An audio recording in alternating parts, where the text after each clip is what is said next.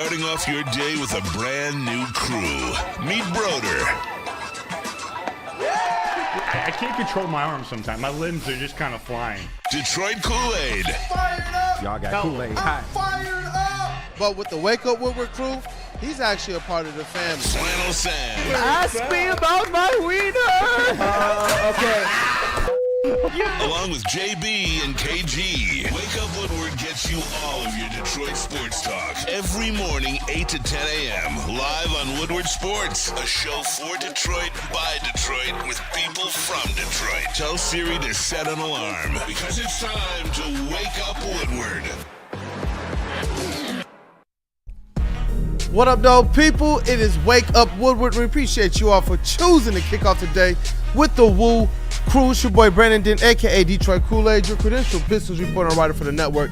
Flannel Sam, vet of the squad, vet of the network, Red Wings correspondent, a all sports knower. And you know what? I'm about to get those victory shades out in just a little bit because those Wings, they did a thing last night and they got a big victory led by a big night from one Patrick Kane. Yeah, that was much needed. If the whoops, my bad, my sound is on. I'm hearing you again. But if the Red Wings had any ideas, and I mean any, even if we're faint, of turning their season around and getting into the playoffs, they needed that win last night in the worst way. And shout out to the Red Wings. I've given them a lot of grief lately, but they played like they were desperate for a win, and they got one. Yeah, it was awesome to see that type of a performance from a Patrick Kane. It feels like he's had a lot of big moments in this short stint as a Detroit Red Wing, and it's awesome to see him do this, man. Just one of the greatest players of all time, doing it now with the winged wheel across his chest. But Flannel Sam, you want to tell the people what we got on the menu today? Absolutely. You know, the Lions re-signed a guy and they let a guy walk. Just a lot is happening. We're definitely going to talk about that. And you know what? In light of that certain someone walking and going to another team in free agency, I think it's about time we explored a free agent position, which we haven't really touched on yet, because you know what? There are some options out there that I will present for you. One in particular that I am extremely high on the Lions potentially exploring. But yeah, a lot of TLB, Red Wings in the open. But man, the NFL is king. Free agency is pretty much the second biggest sport. NFL offseason. Yeah, definitely. Hijacks everything, but I don't mind. No, especially as we're seeing more and more trades. We're seeing it seems like more and more historical and big dominating contracts. It feels like we're going to see some of these other position groups move into different stratospheres as it relates to what they're getting paid and what the tradition has been. And I know there's other guys out there, wide receivers are out there saying, now, like, hey, why can't we get X, Y, and Z? So it's interesting to see where this goes, especially as the cap continues to go up. And NFL is king, man. Simply that. Absolutely, the NFL is king. But you know what? The Red Wings are king, at least for a night. They did beat the Buffalo Sabres by a score of 7-3, which that was certainly a barrage. And last night, it felt cathartic, both for me as a fan and I'm sure for all of the players involved, because throughout this 6-game winning streak, I'll say it before and I'll say it again, you got badly outplayed in 3 of them, but in 3 of those games, you meaning the Detroit Red Wings, they more than doubled their opponents in shots and still lost. This was the first game where they didn't happen to face a hot goaltender or a goaltender that stood on their head in that particular night, at least throughout this losing streak. And they just put a bunch of pucks in the back of the net, and it was beautiful to watch. And of course, it was led by Patrick Kane with 5 points. Are you kidding me? 5 freaking points. And I get it. Patrick Kane, he has his deficiencies at this point in his career, but did you know that was only the 4th 5-point game in his career? Kool-Aid, you said it at the beginning. Patrick Kane is truly an all-time great. I mean, he's got a Hart Trophy. He's got a Conn Smythe. He won the Calder, 100-point seasons, 3 Stanley Cup championships, etc., etc., etc. You can also include the most shootout goals. But through all of that, whether it was his prime, whether it's this version of Patrick Kane, which we're getting right now, only the 4th time he's ever done that. That was a classic example of just turning back the clock. But I'll tell you what, He wasn't the only one. Alex DeBrincat, shout out to DeBrincat, somebody who I've given some grief to, but I got to give credit where credit is due. Scored his 30th goal of the season as one of his 4 points. Marco Kasper gave you 3 points, which you absolutely love to see given the circumstance because he was playing second-line center. That is what you drafted him to be maybe the second-line center of the future. Heck, maybe even first. Now you got him, you got Danielson, NGR, you got Dylan Larkin already up there. The center rotation, at least for the foreseeable future, looks bright. Love to see Marco Kasper get off the schneid when it comes to scoring. Dylan Larkin with 3 assists, which, by the way, those were his first assists in 6 games. Start the entire 6-game losing streak. He didn't have one. He finally got back in the assist column last night. Gracious. Lucas Raymond with a couple of assists. Mo Sider with a goal. Simon Edvinson with an assist. Simon Edvinson with a bitching of certain Buffalo Sabres players, particularly Norris. Love to see it. Great win. Do I think that it's going to ultimately mean much in the grand scheme of things? Not necessarily, but at least they gave themselves a chance. Yeah, I was gonna say some of the things that you've been wanting to see them improve on. You know, if did you get to see some of those things in last night's game? Because obviously you get this kind of otherworldly performance out of a Patrick Kane, so great of a player, and still just the 4th time he's done this, as you pointed out, which is a great stat find by you. Yeah. But did you see some of the things that you wanted to see, and do you believe it's going to be sustainable? Well, here's the thing, and I know that running into hot goaltenders, this plays a factor in it, but I did see them play with more energy last night. The power play finally woke up, and whether for better or for worse, this Red Wings team has been power play dependent, is power play dependent, and will be power play dependent. Do I think that it's sustainable to go 60% in the obviously not. I'm a kind of joking there, but at least be for the rest of the season what you've been all year, which is at about 28%. Maybe bump it up to 30 by the end of the year. If they can do that, if they can be a 30% or above power play team, I think they give themselves a chance to sneak back into the playoffs. The problem is as we all know, and I've talked about it before, the Red Wings statistically have, at least in terms of opponents' percentage of points, the toughest schedule remaining in the NHL. It is absolute murderer's row, which is why I've said at the beginning, I love that they got the win. It was cathartic. They needed it in the worst way. But at the end of the day, I personally don't think that it's going to mean much in terms of playoff positioning in the grand scheme of things. I feel you know what? Something that will mean much before we kick it over to Cavassier Chase for his Red Wings correspondent. James, I see you, man. He says wife is in labor right now. We are having a 313 baby. Shout out to you all, man. Definitely our prayers and our thoughts out to you guys, and hey, for the best, man. Definitely. That's awesome, man. Chat family is getting one family member larger. Shout out to you, James, and family. But hey, happy 313 day, baby. Victory show, baby. That's what's up. Cavassier Chase, how you feeling about these Red Wings? Feeling pretty good. I mean, they went out and they scored a touchdown last night in Buffalo, which feels pretty good. Made the extra point. Yeah, exactly. Obviously, like Sam was saying, like they've had a mixed bag of results. Like games where they've played well and haven't had the results, haven't been able to find the back of the net. Last night, lit it up, which is awesome to see. You really had to, right the ship, and no better team to do so than someone like Buffalo, who's just had a hard time putting it together all year, has consistently been struggling with goaltending issues for the last several years. So, no better team to come in and just try to pump up your offense against. And, obviously, it's a tough road ahead, but, this hopefully, just you get a little bit of the spark back. We got Mrazek with his first time in the crease with the Red Wings, getting his first win. So, hopefully he can just kind of put it together. I think we have like 17 games left in the season. So, yes, 17. Let's just keep playing hard. That's all I want to do. Just some toughness out of the team. Just keep playing tough. Yeah, I mean, it was a Peter Mrazek's 2025 debut with the Red Wings. Obviously, we know he was very good with them in a past NHL life when he was more in his prime, and I thought he was fine. Nothing too special. It's not one of the top stories of the game was, oh man, Peter Mrazek was really great in net. You probably could have put the worst of Ville Husso in there, and you still would have won. You probably could have put me in there, and they still would have won. But great win. Not trying to take anything away from it. The one thing, though, I hate to do this, got to add some levity. We've been talking about how I actually did a little bit of an experiment this morning. And by experiment, just looking at a website. But I think it's something that I haven't done a good enough job of presenting until today. We talk about the Wings schedule and how it's the toughest. I did actually see today that by the numbers, it is the toughest. The opponents who they are facing have gotten an astronomical 0.608, or basically 61% of their possible points, which is insane. And no other team even has as high as a 58. So the reason why I bring this up is that they're really in a logjam with about 5 other teams: Columbus, the Rangers, the Canadiens, the Ottawa Senators, and the Boston Bruins. The Red Wings have the toughest schedule. The Blue Jackets, Columbus, have the 6th. The Rangers have the 9th. The Canadiens have the 14th. The Senators have the 25th, and Boston has the 29th, which means statistically they have one of the easiest schedules remaining.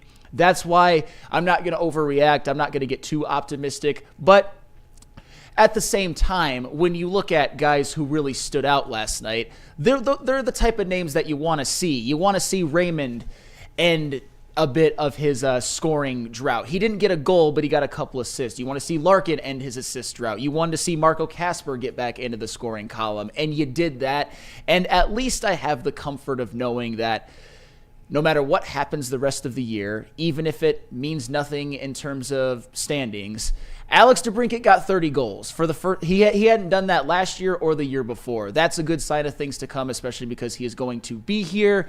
And hopefully the Red Wings at least play decent, borderline 500 hockey the rest of the year. If they can do that, I can live with it. Just as I've said, my benchmark for being somewhat okay with this season is at least 85 points. That was going to be my next question to you guys, man, before we get into that next segment is what does success from this point now look like? We talk about across all of our sports teams readjusting those expectations and obviously firing a coach, seeing this team, hiring a new one, seeing the team respond, and then going through a slump like this.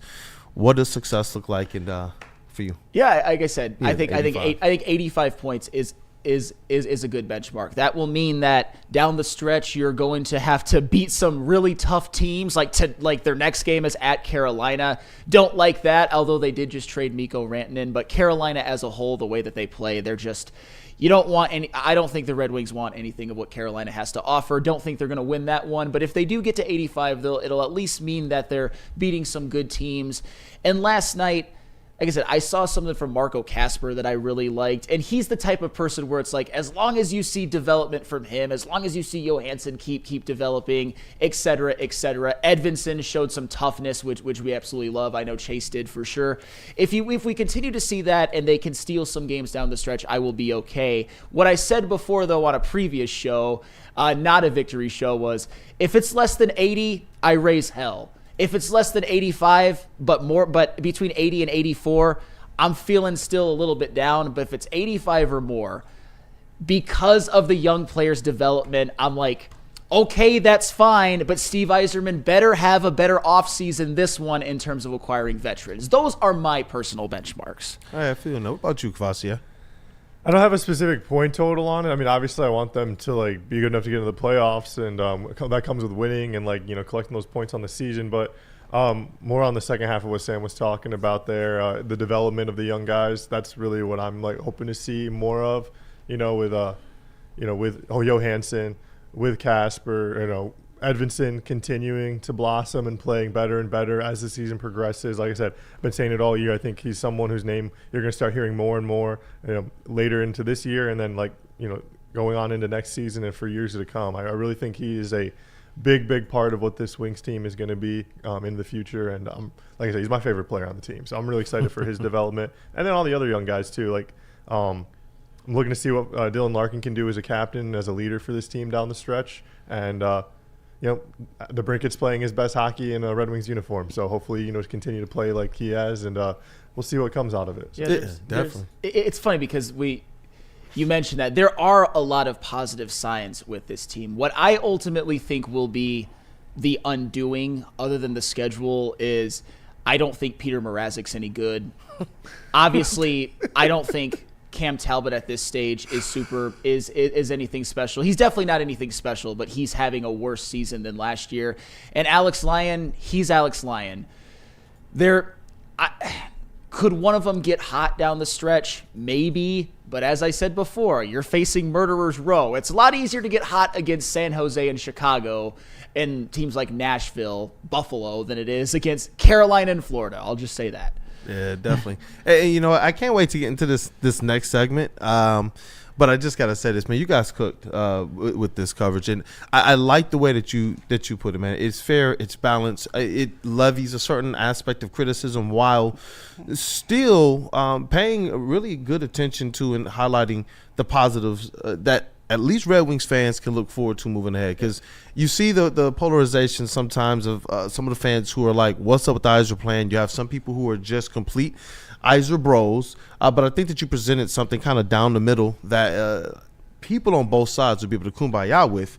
It's this next segment though is funny. The next two, it's interesting. You got Zeitler, you got Levi, because at one point in time Zeitler said we got two $20 million men on the roster. Levi. One of them got there. The other one, you know what? How about a quarter there? Yeah. Hey, value is the word of the day. And before we get there, I just want to respond to one thing that Chuck Brewer said. Sam, the problem is the whole of the team dug pre-coach change. I understand that, but one number that I did bring up in a previous show, and it still holds true today. Whether it's Lalonde, whether it is Todd McClellan, there is zero, and I mean 0.0000000 excuse for having the worst PK in the NHL, and they still have it. Not even just the NHL, but like bottom three, like all-time PKs. That's like it's held true throughout this whole season. It hurt you to say that, bro. It really sounds like it hurt you to say that, Jay. That's terrible. And that's why, like, it's not just as simple. And it is to some extent. I understand they've been playing much better under Todd McClellan, but that number is just.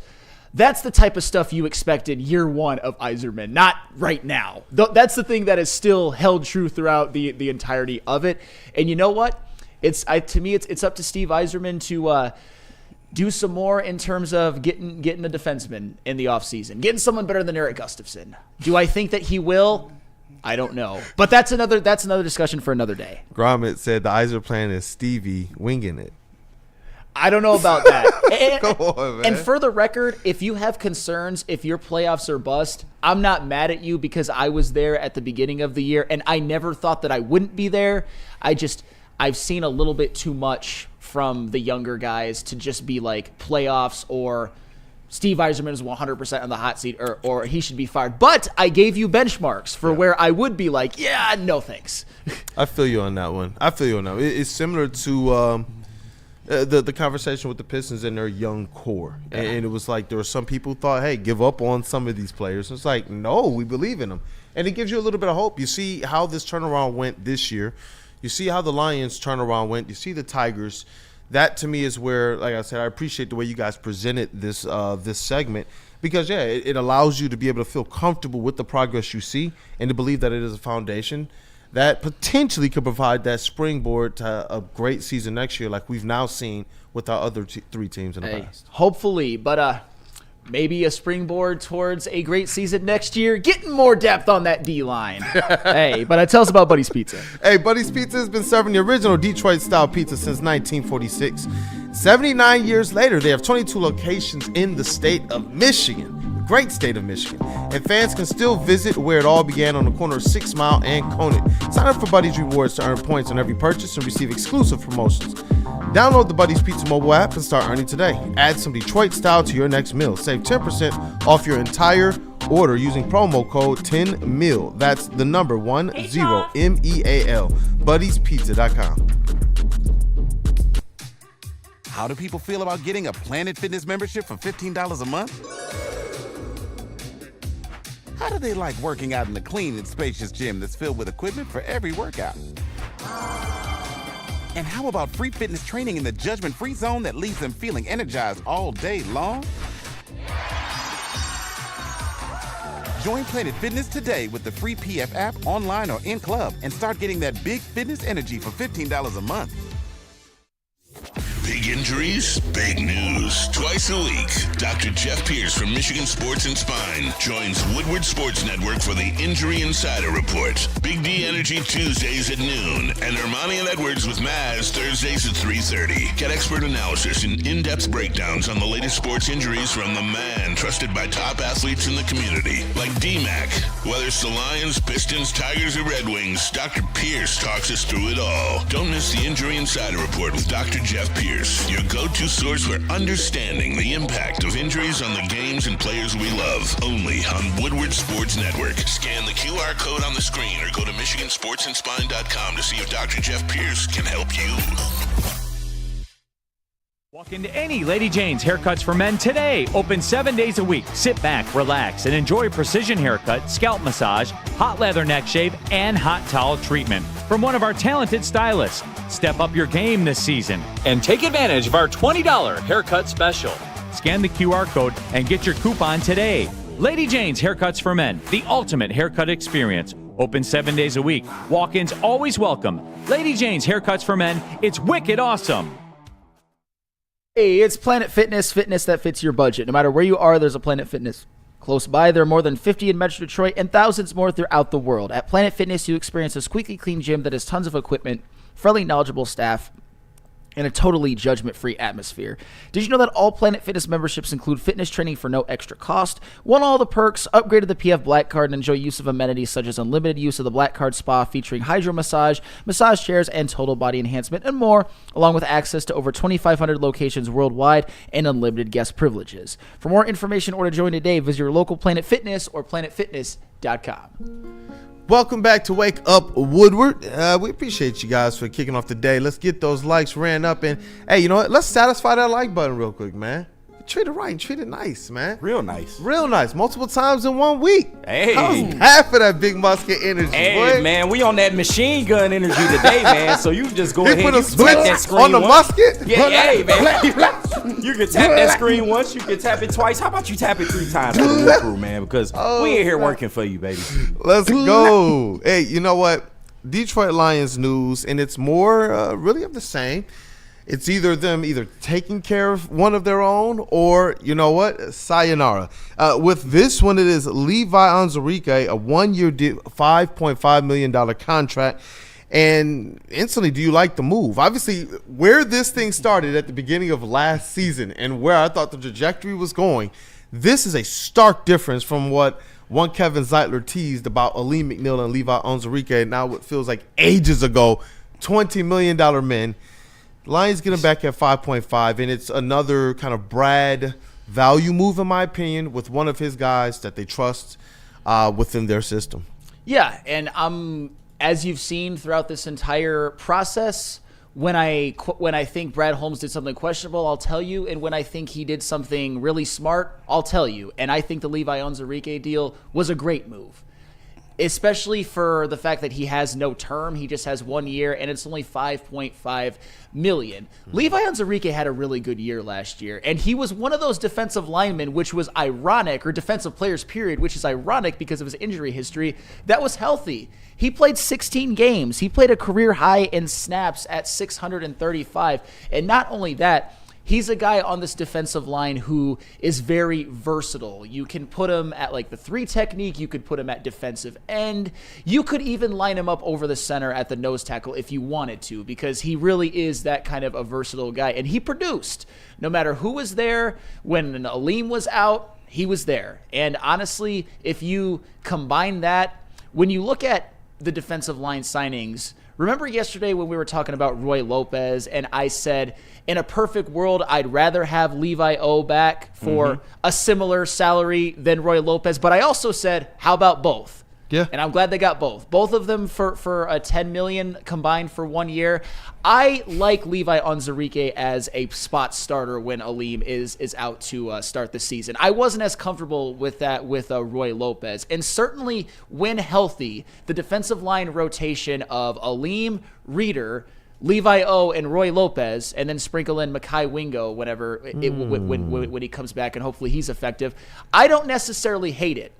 Were there other moves that I would have liked the Lions to explore. Like, there were a couple where I'm like, damn, I really would have liked that one. I saw Poona Ford got signed for 3 years, $27 million. I would have loved that one. Teair Tart got re-signed with the Chargers for 1 year, $5.5 million. I would have liked that. So it's not, to me, as perfect of a signing as, say, DJ Reed was when his contract was objectively the best of his peers. But I still like the Levi Onwuzurikie one because he produced last year, and I think he produced in a way where even if you account in, man, you're a little concerned about him getting hurt again, 1 year, $5.5 million. That's nothing. That's chump change. Yeah, I like it. It. To me, when we look at this thing in the contrast and comparison of what this team actually is, I always believed this team was one that could get back to the Super Bowl as currently constructed. But, hey, go give yourself a little extra mustard and get one of those top dogs and make your defensive line absolutely unstoppable.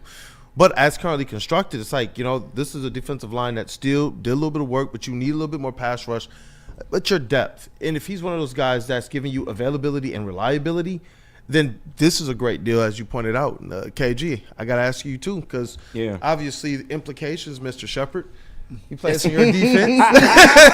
Listen, man, we wanted to bring Levi back because we felt like he was an integral part of the locker room. But nah, and Kool-Aid, with all due respect, like, we all knew he wasn't getting $20 million. I mean, it was nice. Kevin Zeitler tried to big his mans up. He tried to help, man. Yeah, he tried to help his mans out. But we knew at the end of the day that wasn't going to happen. But I did think that, maybe he would go to another team and he would get a better payday than he would get here. He returns to the Lions on a 1 year prove-it deal, essentially. And this is a form of him betting on himself, maybe being able to generate more money in the market next year if he goes to another team. So I'm not mad at this. And with this Levi move, you pretty much, I don't want to say solidify your defensive tackle room, but it looks pretty damn good now, or it looks better than what it looked before, because you have Aleem, DJ Reader, Roy Lopez, now Levi back in the fold as your key reserve coming off the bench.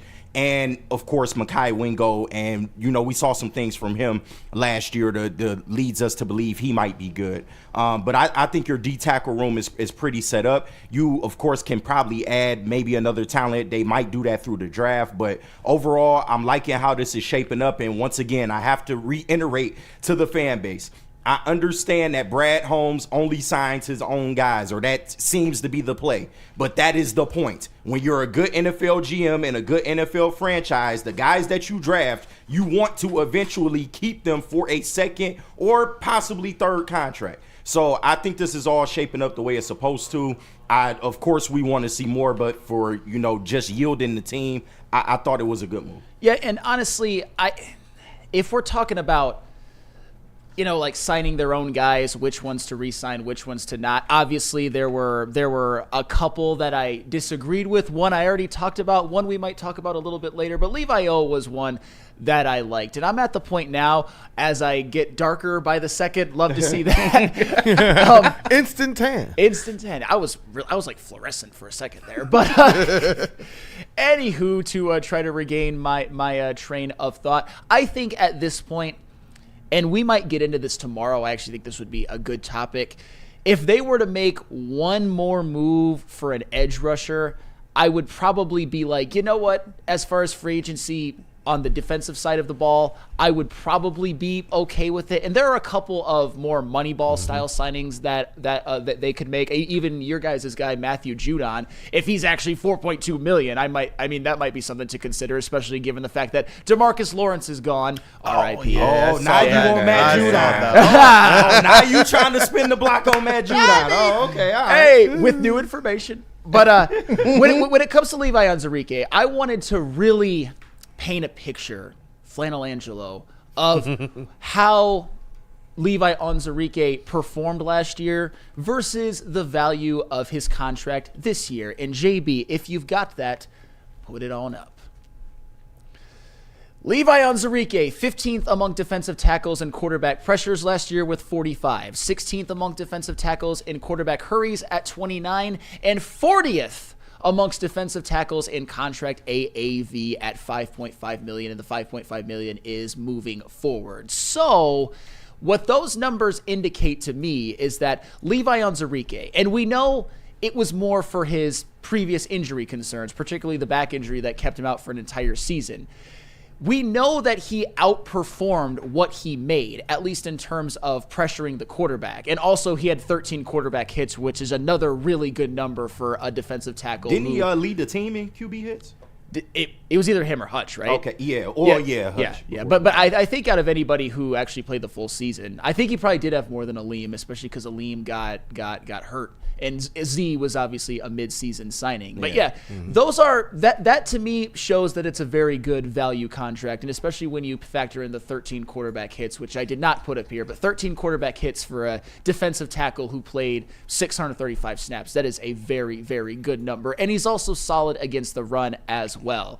Hey, Brad Holmes, I think he did it with Levi Onwuzurikie, and I think he did it with DJ Reed. Great value for the money that you paid him, and I think that this, along with Roy Lopez as like a tandem defensive tackle, like rotational pieces with Levi O obviously being better, along with DJ Reed being your cornerback one, those are moves when I look at the full picture that I really like, because like DJ Reed and Carlton Davis have pretty much been the same guy both last year and throughout their careers. Carlton Davis got paid more.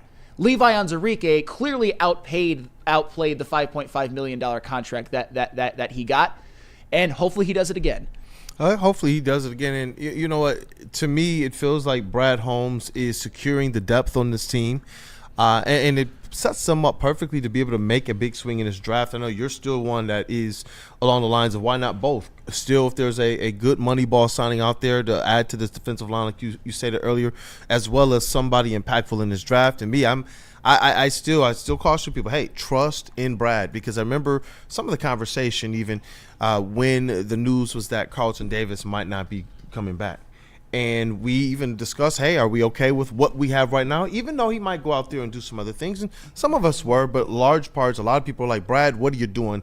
Especially when you compare that and contrast that with he didn't go out there and get one of these big edges while all of them are flying off the board in free agency. But what I see when I look at this team is one that is so full of depth that you can go out there and take a chance on somebody either on the defensive line or the offensive line, and they won't have to have all the pressure on them. Yeah. That, to me, I don't think that we should discount that, especially given the fact that we've seen Brad Holmes do work, go straight up bananas in the draft. It's amazing to me how people – and I get it. I get the criticism that they want to levy about his assessment in the draft of D linemen, but it's just like he's cooked up more than he has not in the draft.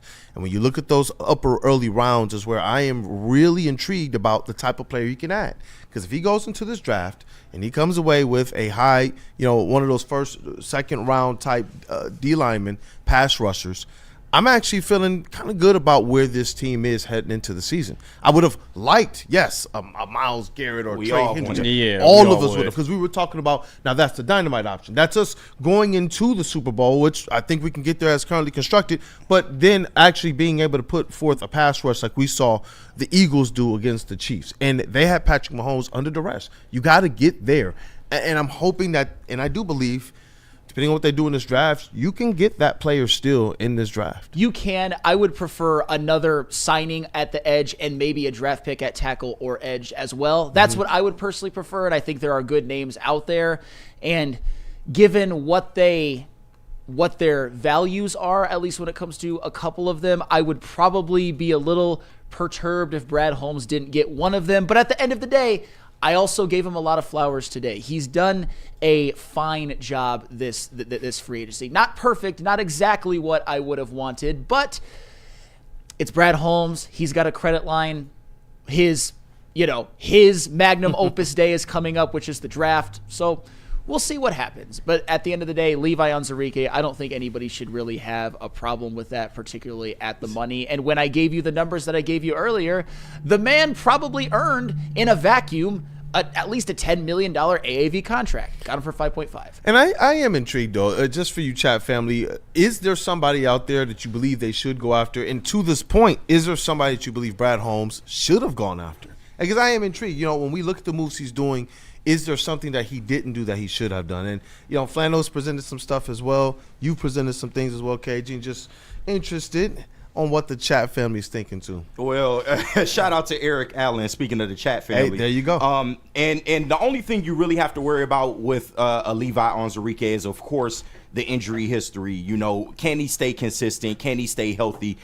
To me, if he's on the field and he's healthy, he's going to contribute, especially based off what we saw last year. But Eric Allen in the chat, do people understand that D tackles don't rack up the stat numbers like D ends and linebackers? Anyone complaining about a D tackle not having many sacks just doesn't understand the functionality of the position. And I totally agree with that, because I did see some people in the chat talking about, Levi's only got 3 sacks throughout his whole career, which, you know, for the position that he plays, pass rushing defensive tackles are a rare breed in the NFL. Like, they don't just grow on trees. Most defensive tackles have to develop into a pass rushing threat once they get to the NFL level. But you know, for what Levi is providing you in the run game, and like Sam said, the versatility, the numerous ways that you can use him in terms of just on the inside, on the outside, you can stun them if you want to. You know, the Lions love that. They love versatile players that they can do a lot of things with. And for the money, once again, you're getting a slightly above average D tackle for a $5 million contract. That's hard to get in this league. So I do understand it, people. The numbers ain't going to jump out at you, but we just got to understand, like, he's serving a certain role on this team. And based on last year, he can play that role perfectly well. So I'm not mad at him. Hey, voice of reason. What up, though? Nothing, man. This is another one of those Brad deals where he's not going to mortgage the farm on just one single player. And I like the 1 year prove it deals that he's been kind of just throwing out there during this kind of free agency offseason period as it is right now. But yes, I agree with everyone. There does need to be another added player here as well too. I'm not too sure if you're going to just go crazy and, as some people say in the chat, get a Von Miller, which would be nice, I'm not going to lie, but it all depends on what he's asking for. And I don't think he's coming. Yeah, as KG said, I don't think he's coming either. That's just me, but I pause on that as well too. Big pause. Chase over here laughing. Yeah, I'm thinking about Charles Barkley, man. Them young boys. I won't comment on that, but big pauses as well too. But yes, there does need to be someone else added to this roster as well too. I'm not too sure if this whole Trey Hendricks thing is just done, is dead, it's out of the water, but Brad's still got something cooking up. I don't know what it is, but he's working on something, whether that's eyeing someone in the draft that he absolutely loves, or there's another free agent out there that he's just going to scoop up. But just be on the lookout for it, and don't give up on this team like some people have. Right. Definitely. And JB, I thought you made a great point with the 1 year prove it deals. People should actually be happy because the Lions are leaving themselves some flexibility going into next year as well. You're not locking yourself into any long-term deals with some of these guys that you're bringing back. So that leaves the door open for, okay, if this doesn't work, I can maneuver, I can get out of this, and we can supplement that with different players, or, they can strategize on how to move forward. But the fact that you're not locking yourself into anything long-term, I think is also helpful, maybe going into next year where you can add more talent. Yeah, and this is one of those ones that I haven't seen too many people upset at it. I haven't seen too many people online in the comments and checking socials and such. Most people have just been like, oh, cool, Levi O.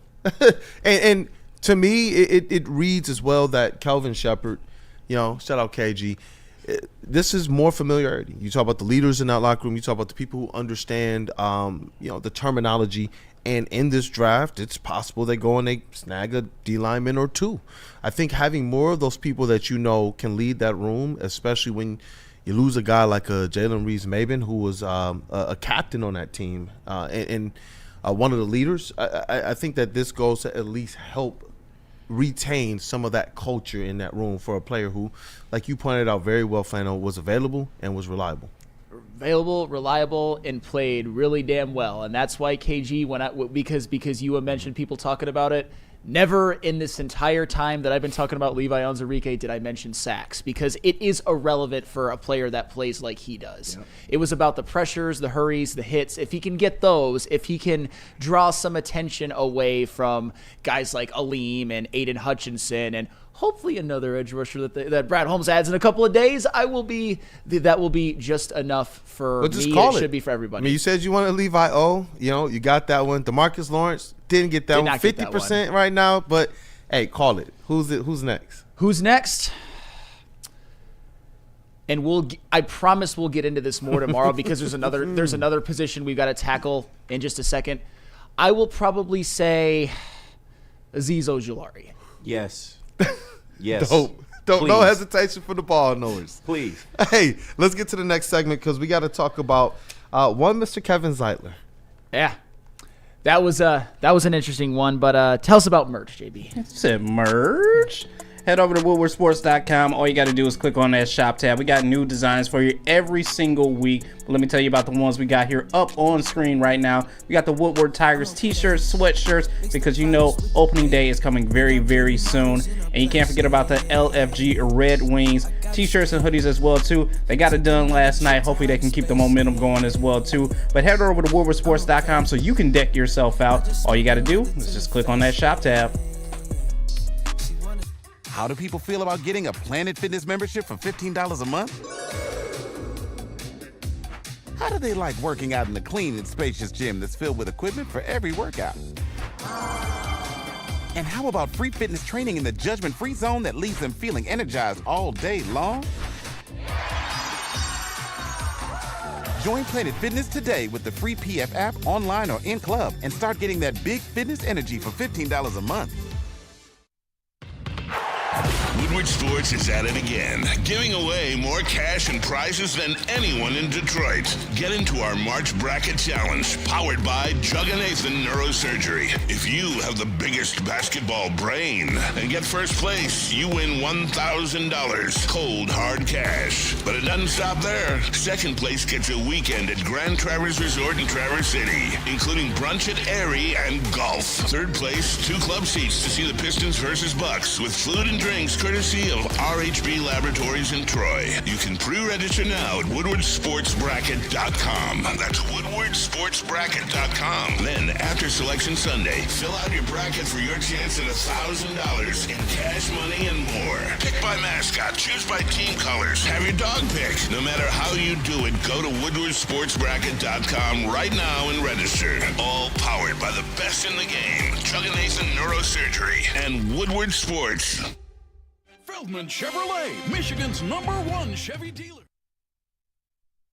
is kicking off the game with the best prices on all cars, trucks, and SUVs, like this 2024 Silverado for just $296 a month, or this 2025 Equinox for as low as $371 a month.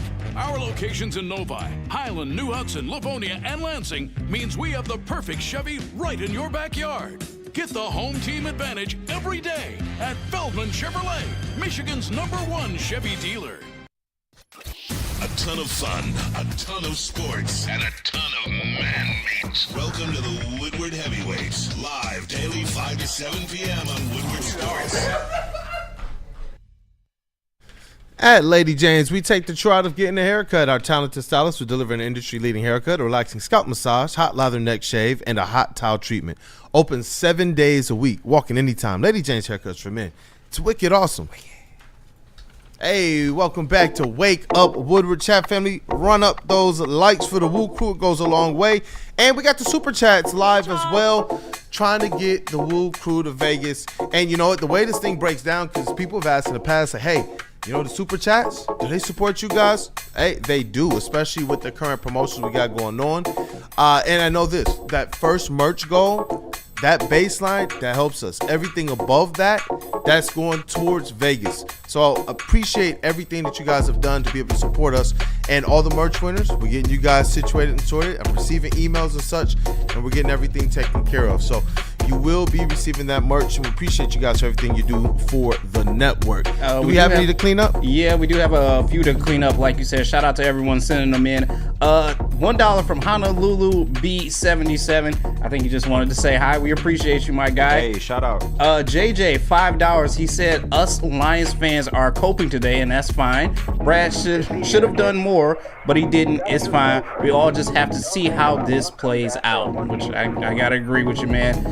Dirty Dr. D, $4.99. He says, Barnes was blitzing a lot more before his injury. Hot take, I'm not 100% sold Brad goes edge in round 1. Anyone else worried about aging Decker and Frank?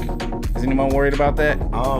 Decker more so than Frank, but overall, I think they'll be fine. They just need depth behind those positions, but I don't see I don't want to say I don't see a world where they don't go edge in round 1, but the way free agency is shaking out, I think you damn near have to go edge in round 1. I love that. I love the way you put that, KG.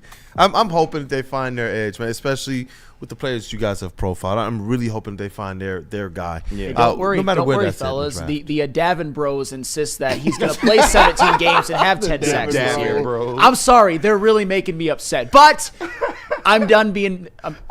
There are Davin Bros, Mr. and Nice Guy. at least Wheezy D313 was a consistent Davin Bro.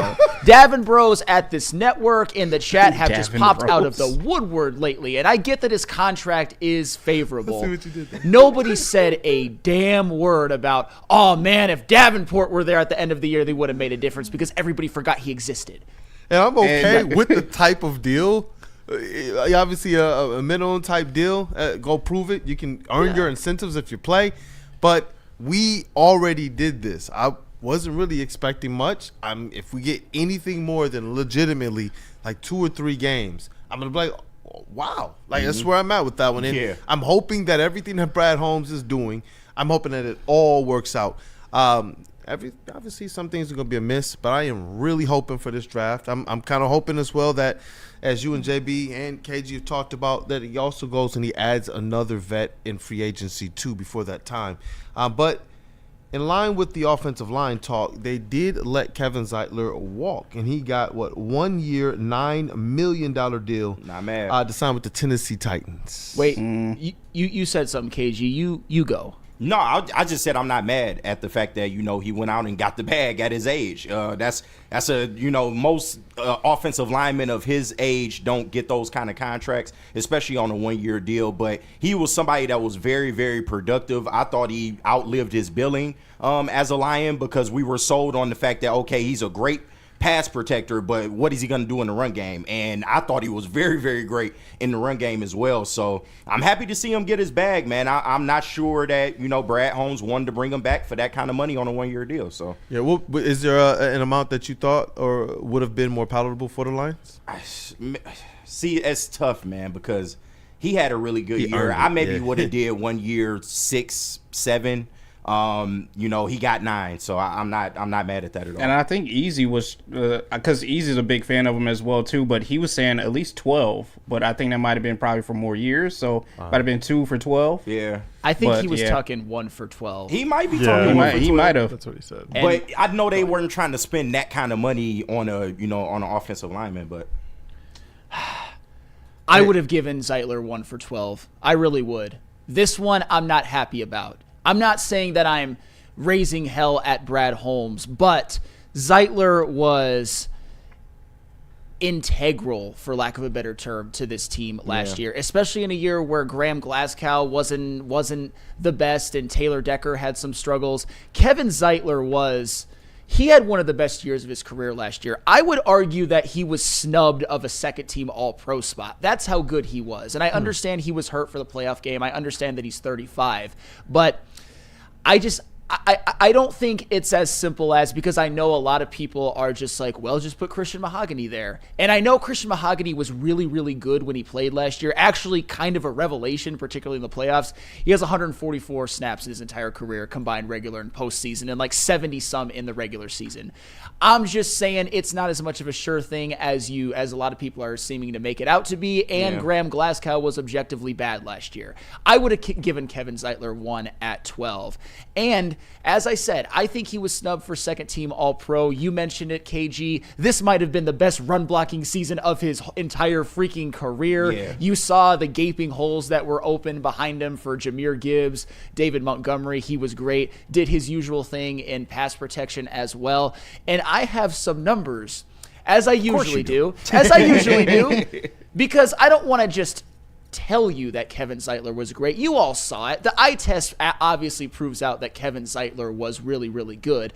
But I want to actually show you some numbers just to illustrate it. Put them up, JB. Kevin Zeitler versus second team All-Pros, a team that I believe he should have been on. The only reason I believe he got snubbed was because he was a right guard, and the two best guards in the entire NFL, Chris Lindstrom and Quinn Miners, were right guards. Against the second team All-Pro guards, Kevin Zeitler had a PFF grade that was higher than both Quentin Nelson and Joe Thuney, significantly higher. 86.8 for Zeitler, Quentin Nelson 81.3, Joe Thuney at 80. Run blocking PFF grade, Zeitler 87.2, Quentin Nelson 81.7, Joe Thuney 74.1. Pressure rate allowed in terms of pass blocking snaps versus, it's basically how many pressures did you allow divided by how many pass rushing snaps did you play. Kevin Zeitler only allowed pressure on 3.1% of his pass blocking snaps. Quentin Nelson 3.2%, Joe Thuney 3.5%. And by the way, Nelson and Thuney all had excellent numbers across the board, particularly in pressure rate allowed. Zeitler was objectively better than both of them, 2 All-Pros last season when it comes to all of these metrics. And that is the reason why I would have given the 1 at 12 for Kevin Zeitler. That easy talked about him wanting to give Zeitler as well to make him stay. And I think he would have stayed. So in my opinion, this was, and I hate to make, swift judgments for the offseason. This is one of those moves where I'm like, wish you would have kept him, Brad Holmes. Not going to lie, this one stings for me. Yeah, Sam, I'm not mad at anything you said. I think you're right about most of the things you said, but I just think that, when you have a guy like a Christian Mahogany, and I get it, we haven't seen a lot of him, although what we did see is like, okay, maybe this guy is your future starter at that position. If you didn't have a guy like that already in your locker room on a rookie deal, then maybe you have to re-sign Kevin Zeitler. But because Christian Mahogany does appear like he's ready to take that step into that role, that's a position where you want to get younger when you're talking about offensive linemen, because although Kevin Zeitler is still really good, for his age, that wear and tear just over time, you want to get younger at that position if you can, and you got a guy on a rookie contract already that already looks pretty promising. So I think that, for the money that you saved, and maybe Christian Mahogany is that guy, I can understand why they would do that. Would I have liked to have had Zeitler back? Absolutely, but I don't think it's the worst thing in the world. Here's what I would have done personally, just to get, because I already told you that I would re-sign Kevin Zeitler. I would have given him 1 year at $12 million if that's what it would have taken. And I do think he would have accepted that, because he accepted 1 at 9 with the Tennessee Titans, which is objectively a putrid organization right now. I would have re-signed Kevin Zeitler, and I would have cut Graham Glasgow. Just let him go and move forward into this new season with Decker at left tackle, Mahogany at left guard, Ragnow at center, Zeitler at right guard, and Penei Sewell at right tackle. To me, that would be the best offensive line in the NFL, even above the Philadelphia Eagles. Graham Glasgow, cutting him, by the way, would save you about $2 million off the cap this year. He has some dead cap, but his dead cap is less than what his cap hit would have been. So if you're talking about giving Kevin Zeitler 1 at 12 and then cutting Graham Glasgow for to save about $2 million, that's actually just that's more like giving Kevin Zeitler like a $10 million deal in terms of that logic. In theory, I know it's not perfect, but at the end of the day, I don't trust Graham Glasgow. I don't want a guard combination of Mahogany and Glasgow. And if that makes me a hater, I think you're insane for calling me that for that. I don't think anybody has, but I've been called a hater for stupid things I think so far this week. So but Glasgow may not be the starter, though. I mean, there's still a chance that in that second round, I think they go after an offensive lineman, because, edge first round just makes sense based on where you're at right now. But second round, you can get a pretty good offensive lineman at that position. They can maybe even still do something in free agency, although I know most of the good names are off the market. But for depth purposes, there's things that they can still do. And that's what I'm saying. I'm going to continue to say this. It feels like it's setting up for Brad Holmes to rely on the dogs that we do have here, bring in the depth in the rotation, but now you have the draft just ahead of you. Not that they can't go out there and sign and make some value signings to increase and add to that foundation of depth. But I do believe that this puts you in a better position if you're going to get young players that you're hoping can hit the ground running or at least develop at a little bit of a faster pace. Having this type of depth, these types of rotations around them, at least on the defensive side of the ball, I think it goes a long way. And when you're talking about the offensive side, you got some really, when you talk about wily vets, when you talk about guys who've been here and done this at a high level for a long time, regardless of what their health may or may not be, these guys are going to be able to help a young offensive lineman, if the Lions decide in the second round to go and grab one, to be able to hold down the fort and to be able to develop at a faster pace. We've seen these rookies step in. We've seen these guys take on roles, and we've seen them. Some of them have taken on more duty up front. Others of them have taken a little bit of a pace, like a Jahmyr Gibbs. And that's where I am looking forward to whatever Brad Holmes is going to cook up in this draft, because it's simply what he's done. And it's what we know. Obviously, we'll all have, like even with the Pistons, would love for them to go out there and get that star player next to. But what was more realistic based on where they were at, based on their train of thought, based on the way they do things, Tobias Harris. And it worked. And it worked. It worked. And that's where it's like with Brad Holmes, he is shown to be able to do this time and time again by going into the draft, getting a position of need, or even sometimes a position that people didn't think was a need at that pick. Not a lot of people could see the light in a Jameson Williams pick when it first went down, even some of the most ardent fans. So this is where I'm like, all right, Brad, do what you do. I assume that if the deals are kind of falling this way, that this is just the smoke, and that there's a little bit more fire that we're going to get to pretty soon. We'll see. I hope so, and I think that this, just to give a little bit of a preview, I don't think that the Lions go guard at 28. I don't think there's a first-round guard available in the draft, quite frankly. But maybe as a depth piece, there are some guys that I think could be interesting. For a team that's can win the Super Bowl, I think that they need to be a little bit more solidified at the guard position. And I understand that you can't be perfect. You can't have stars everywhere, but you had Kevin Zeitler in your building and you let him walk. I disagree with that decision. Hopefully it turns out that Kevin Zeitler was washed anyway, which I don't think is the case, because he played over 1,000 snaps last year and was amazing. But when it goes quick. So good luck to you, Kevin Zeitler in Tennessee. And I will say this, you're going to be enjoying your play on the football field a lot less than you did in Detroit, because the Titans are ass. Horrible. Hey, you know what? And that's usually how you say, hey, he was able to get that bag. That's usually how that happens. Yeah, chase your bag, man. Yeah. You go to a team. He's still getting good paydays at 34 years old or 35. Like, that's hard to do. And shout out to him as well, too, because Byrne put this in the chat, sending $2 as well. He said Tennessee has no state income tax, so we got Miami. So I guess he gets to keep all that. Hey, not hating, man. Not mad. And Nashville's a nice city. It is. Shout out my sister. Tennessee lives is there. good, man. Yeah. It is. Like Tennessee a lot. It is, man. Attention sports fans. Don't miss out on expert sports injury insights with Dr. Jeff Pierce of Michigan Sports and Spine. You can join Dr. Pierce every Tuesday on Big D Energy, every Thursday on Ermanni and Edwards, where he's offering you top-notch injury advice. Trust the guy to DMAC Trust, because Dr. Jeff Pierce is here to keep you in the game and performing at your best. For more information, visit MichiganSportsandSpine.com or call 248-426-9944. Stop searching for a vehicle and start finding one. Les Stanford Chevrolet Cadillac makes it easy. We harness the power of multiple dealerships and own the biggest selection of GM brands in the area to get you the car you need. With the Les Stanford Group, you'll have access to 4 different dealerships, providing you with more makes, more models, and more choices. We're connected to more than 1,000 vehicles, and with so many high-quality CPO vehicles available, you'll find new car quality at pre-owned prices. You can start and end your search at lesstanford.com today. WoodwardSports.com and click on Shop. Get the latest in Detroit sports apparel and exclusive Woodward sports gear. WoodwardSports.com can get the whole team outfitted. Love the Pistons, Red Wings, and Tigers? We got something for you, too. Shop online at WoodwardSports.com.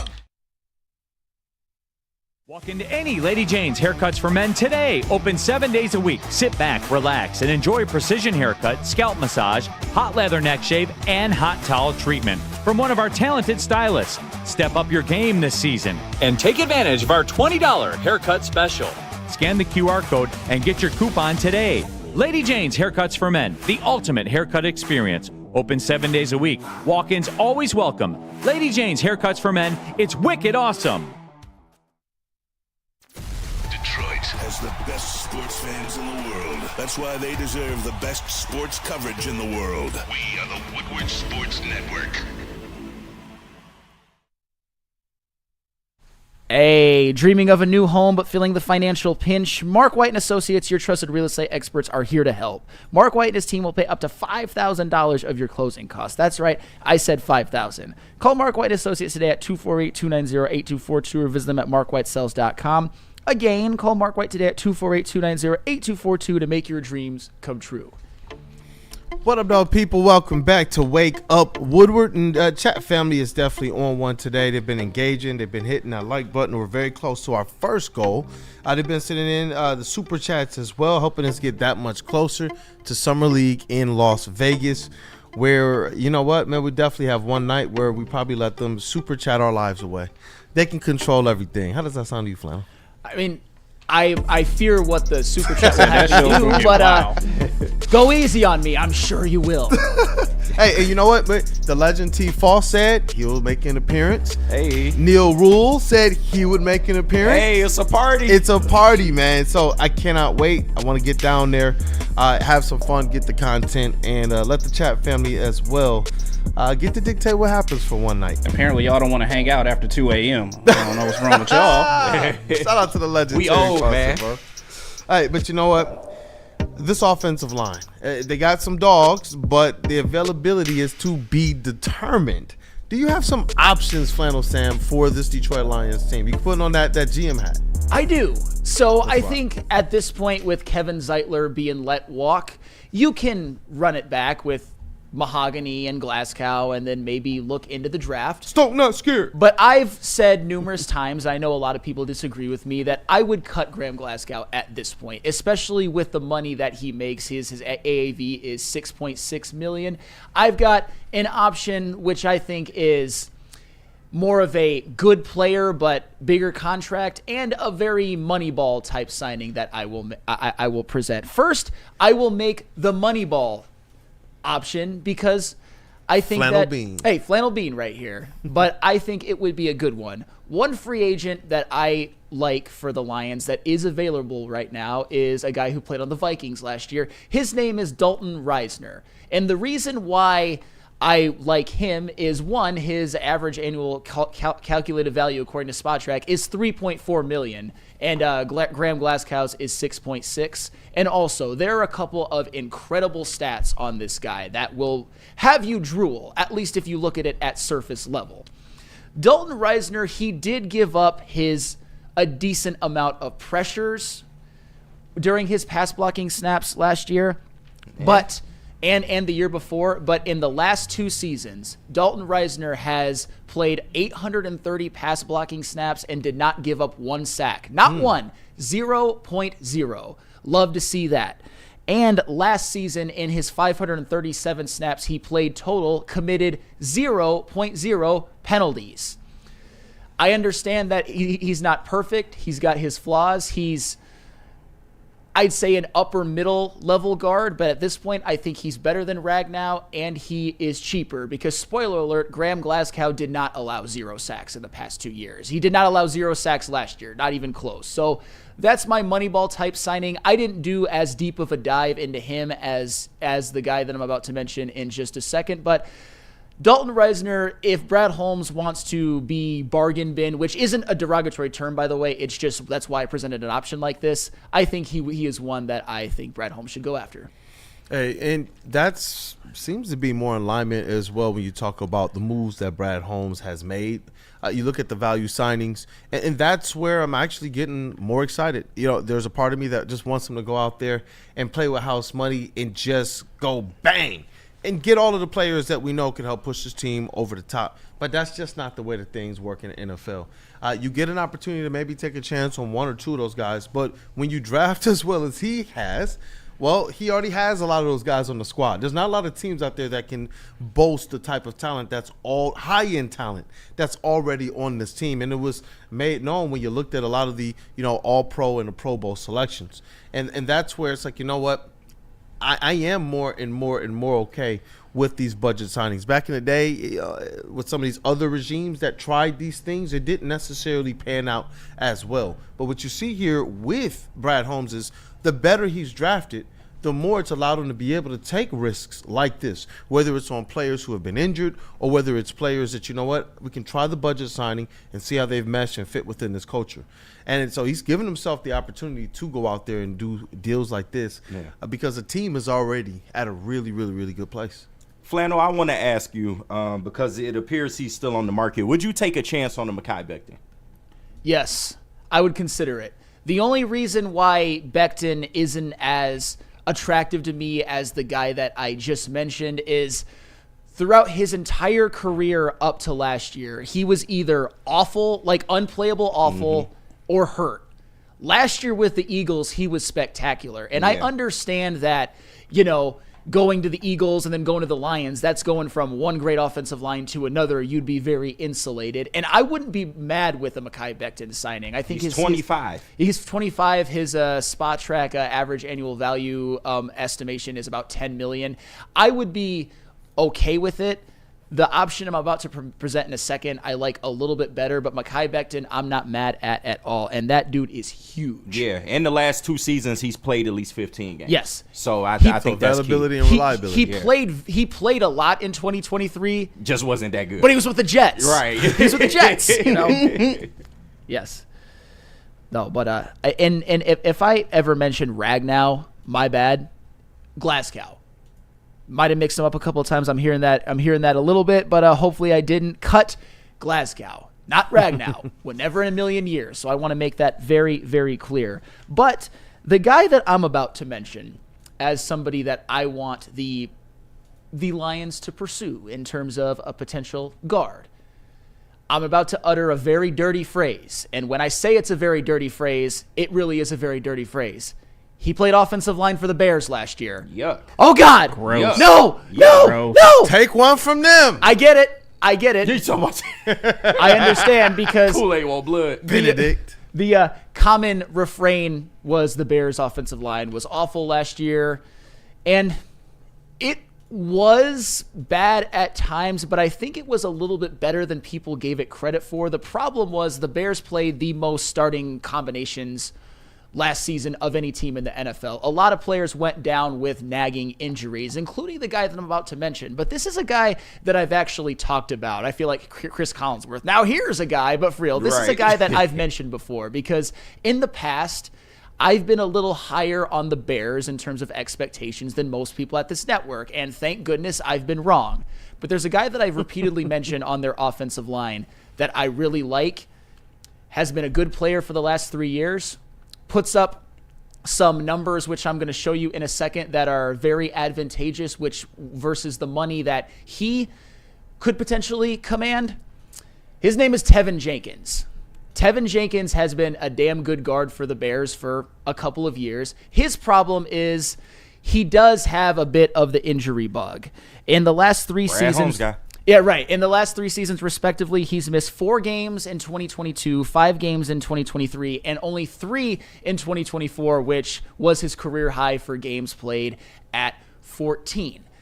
And you may say, why would you want anyone from the Bears? Because the Bears had a shitty offensive line. Well, first of all, it wasn't as bad as people give it credit for, but also, Tevin Jenkins to me could potentially make a Carlton Davis-like impact. Like, he could be the Carlton Davis of 2024 for the Detroit Lions because he has similar hangups. Carlton Davis, it was injury issues. And unfortunately, the injury issues reared their ugly head at the end of the season and in the playoffs. But I think if we had a chance to do it over again, we would take what Carlton Davis gave you, even if you include the injuries. And Tevin Jenkins, unfortunately, has a very similar injury. Nothing super catastrophic as of late, but always something nagging where he just misses a couple of games. And number 2, both of them had a hang-up, which made them a little bit depreciated. And I understand that Carlton Davis was a trade, but one of the things that people said was Carlton Davis wasn't really that good last year. And you can certainly say, but the Bears' offensive line got Caleb Williams killed.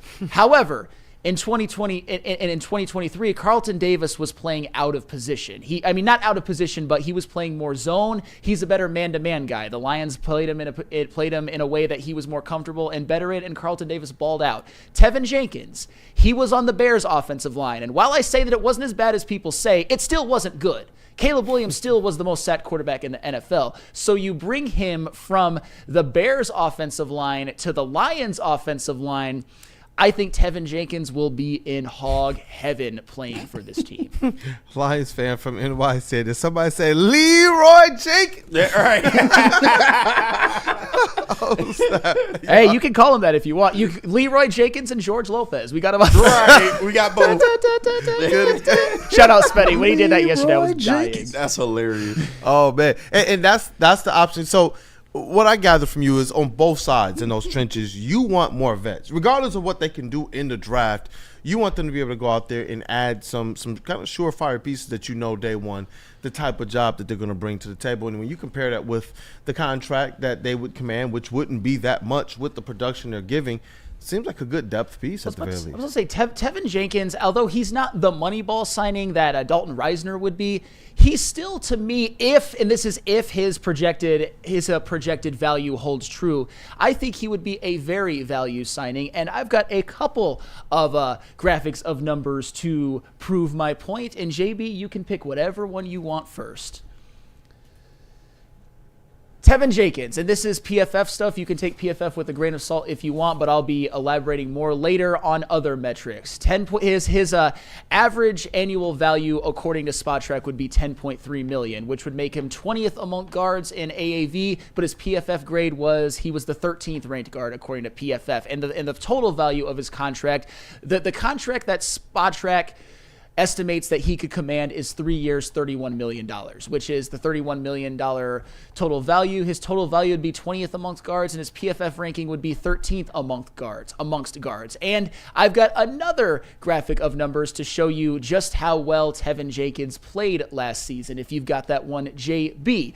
Tevin Jenkins' place amongst guards. Remember when I gave you those pressure rates when it came to Kevin Zeitler versus the All-Pros? Yeah. Look where Tevin Jenkins slots right in. Above Joe Thuney and just behind Quentin Nelson and Kevin Zeitler. His pressure rate allowed on a pass block snaps is very comparable to the second team All-Pro guards and Kevin Zeitler, who I believe was snubbed. He was very, very good last year, albeit in a slightly smaller sample size than the other two. And his PFF grade. The reason why I bring up all these guys right here, it's Tevin Jenkins, Trey Smith, Robert Hunt, Aaron Banks, Sam Cosmi, Elton Jenkins. Tevin Jenkins has the highest out of all of them. Trey Smith, going into next year, is the highest paid guard in the whole bleeping NFL. Highest paid, but was slightly worse according to PFF last year. Robert Hunt, Aaron Banks, Sam Cosmi, and Elton Jenkins were all in the top 10 of highest AAV for guards and will be moving forward. And they were all, according to PFF, worse than Tevin Jenkins last year. So with Jenkins, you get someone who I think could actually be a Pro Bowl level player here. You'd probably have to give him some term. You'd have to give him at least $10 million a year. But if you can get him close to what SpotTrack estimates that he will, I think that you'd be getting an absolute steal with this guy. The only issue with him is, a little bit of health. But he hasn't had anything catastrophic as of late, and we all know that Brad Holmes doesn't really give a damn. If you've had some injuries, he'll try to sign you to a contract that is a little bit more valuable. Because I'll tell you this, if Tevin Jenkins didn't have the injury depreciation or perceived depreciation, he would be at least a $15 million a year player, in my opinion. But part of me just thinks so. If they would go that high for him, that they would just have brought back Kevin Zeitler. I understand. Trust me, I do. But Tevin Jenkins is also a lot younger. Yeah. Kevin Zeitler is long in the tooth. Tevin Jenkins, this is his second contract. He's been in the league for 4 years. He's that would make him mid to late 20s. I think he's 26, 27. So there's a lot more you could get out of him than a Kevin Zeitler. I definitely understand what you're saying. Gives you a little bit of opportunity to maybe buy low and potentially get a couple years of a good players. Absolutely. And I know I've seen people mention Giovanni Manu. I mean, he didn't play last year. I understand that he was always going to be a project, but I don't like the idea of leaving the guard position when you don't have to in the hands of, will Manu develop? Will Christian Mahogany be able to develop over a full season? Will Graham Glasgow bounce back? That's a lot of ifs. And I understand there's always ifs when it comes to free agency. But Tevin Jenkins, when he's played over the last 3 years, has been very, very good. And Dalton Reisner, to go back to him, last 2 seasons has not allowed a sack. Last season did not have a single penalty. So, and they're both relatively cheap, I think, for their production.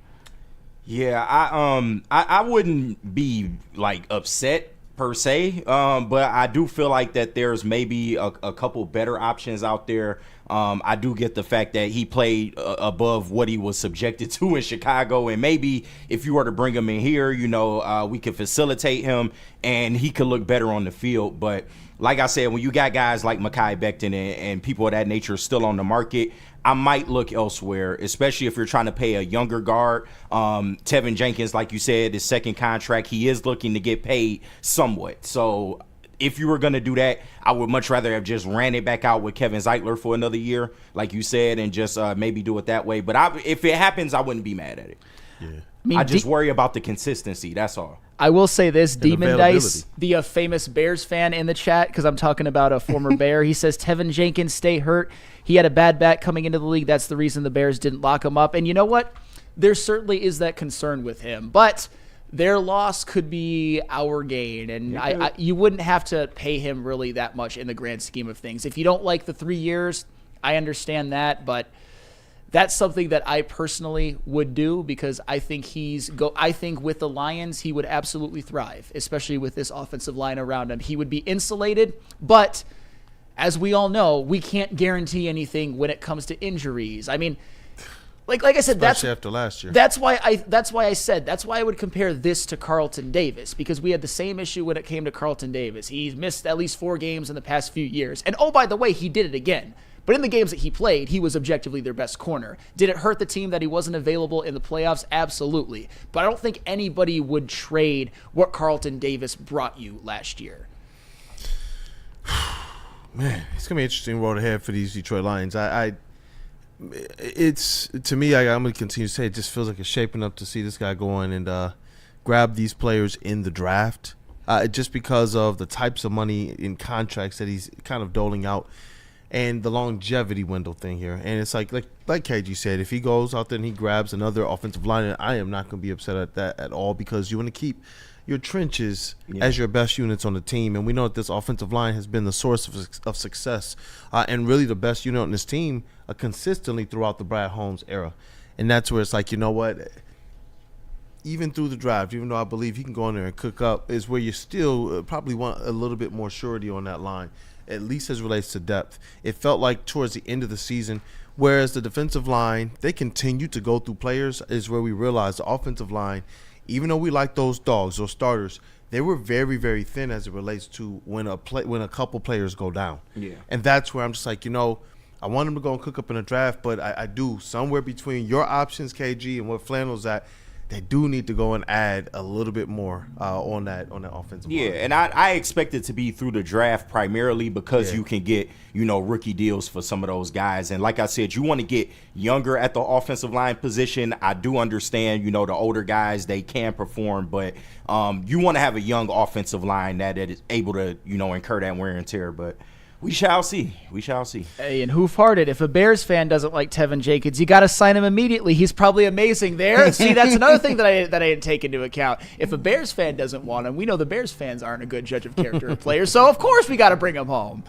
Hey, well, I know we got 3-1-3 day tonight, man, and the Pistons playing the Wizards. Shout out. Mind if we talk them a little bit after the break? Of course. Man, always talk Pistons, bro. We definitely do that, man. They've earned a little bit of steak. But let's get into this next break. I need you guys to go to Woodward Sports, at Woodward Sports, all platforms. And make sure you hit that follow button. Stay tapped in, especially right now. It's always the season of giving at Woodward Sports on our socials, whether it's the content, whether it's bonus content, whether it's, personalities going on there and posting the shorts and the reels, reactions, but the giveaways. jerseys, tickets, cash, so much more, man. So stay connected with Woodward Sports on all of our platforms, Facebook, X, Instagram, along with YouTube, Twitch, and TikTok for all the latest and behind-the-scenes action. Don't miss out. Hit that follow button now and be a part of Detroit's #1 digital sports network at Woodward Sports everywhere. Stop searching for a vehicle and start finding one. Les Stanford Chevrolet Cadillac makes it easy. We harness the power of multiple dealerships and own the biggest selection of GM brands in the area to get you the car you need. With the Les Stanford Group, you'll have access to 4 different dealerships, providing you with more makes, more models, and more choices. We're connected to more than 1,000 vehicles, and with so many high-quality CPO vehicles available, you'll find new car quality at pre-owned prices. You can start and end your search at lesstanford.com today. Gives away more cash and prizes than Woodward Sports. You don't believe us? Here's our latest $10,000 winner. You guys posted, hey, if you guess all this stuff right, we'll give it's $10,000. I'm like, okay, well, why the hell not? And the winning doesn't stop there. How about our Outkick Your Coverage winner? I think you won. We got Tully, everybody.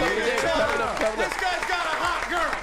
Bigger prizes, bigger giveaways, cash, merch, tickets, and more. All from the biggest sports network in Detroit. No one does it bigger and better than Woodward Sports. Make sure you're following, liking, subscribing on Instagram, Facebook, X, and YouTube for your chances to share in the winning. From Detroit's #1 sports network, Woodward Sports. How do people feel about getting a Planet Fitness membership for $15 a month?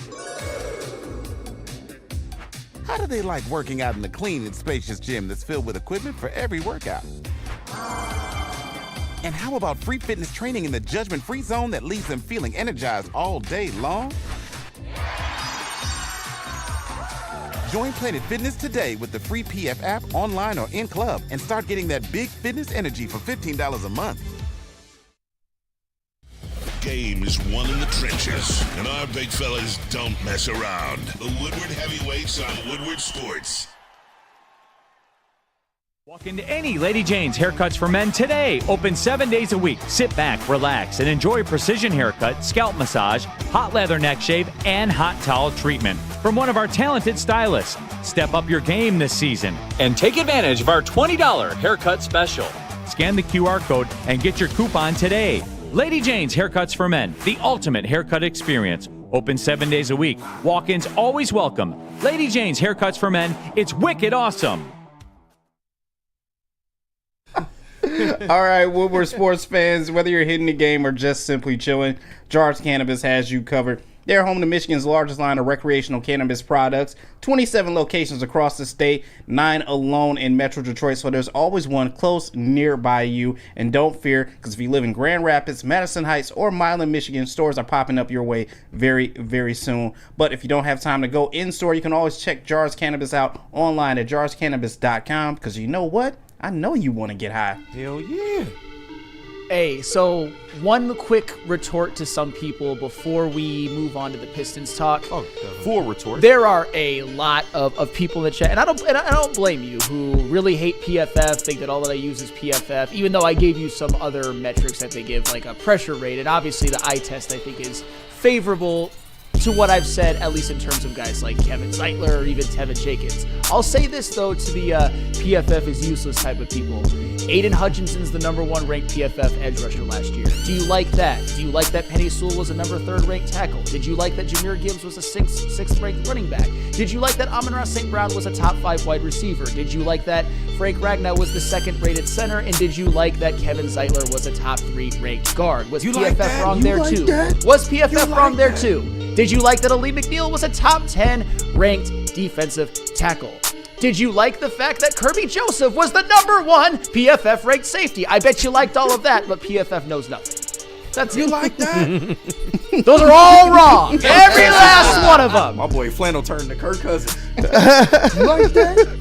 And I get it. Hey, Wheezy, you're 100% right. I take my PFF in moderation. You're 100% right. It's not the end-all, be-all. I was just trying to further some points, but I didn't just use PFF numbers. There was some, I think the pressure rating stat that they have and those metrics, that is a really nice one. JBSmooovv, you're going to have to stop making flannel wearing Spartan green. Yeah, I man, mean, what's up with you, bro? I don't know. I guess it's affecting him. Like He just turned into a former Michigan State quarterback. And, of course, Skydog is nitpicking. Gibbs was 6th, the humanity. I understand. I think he was ranked a little bit low, but what about the other ones? That's right. Before we move on, a couple super chats to clear Yes, up sir. over here.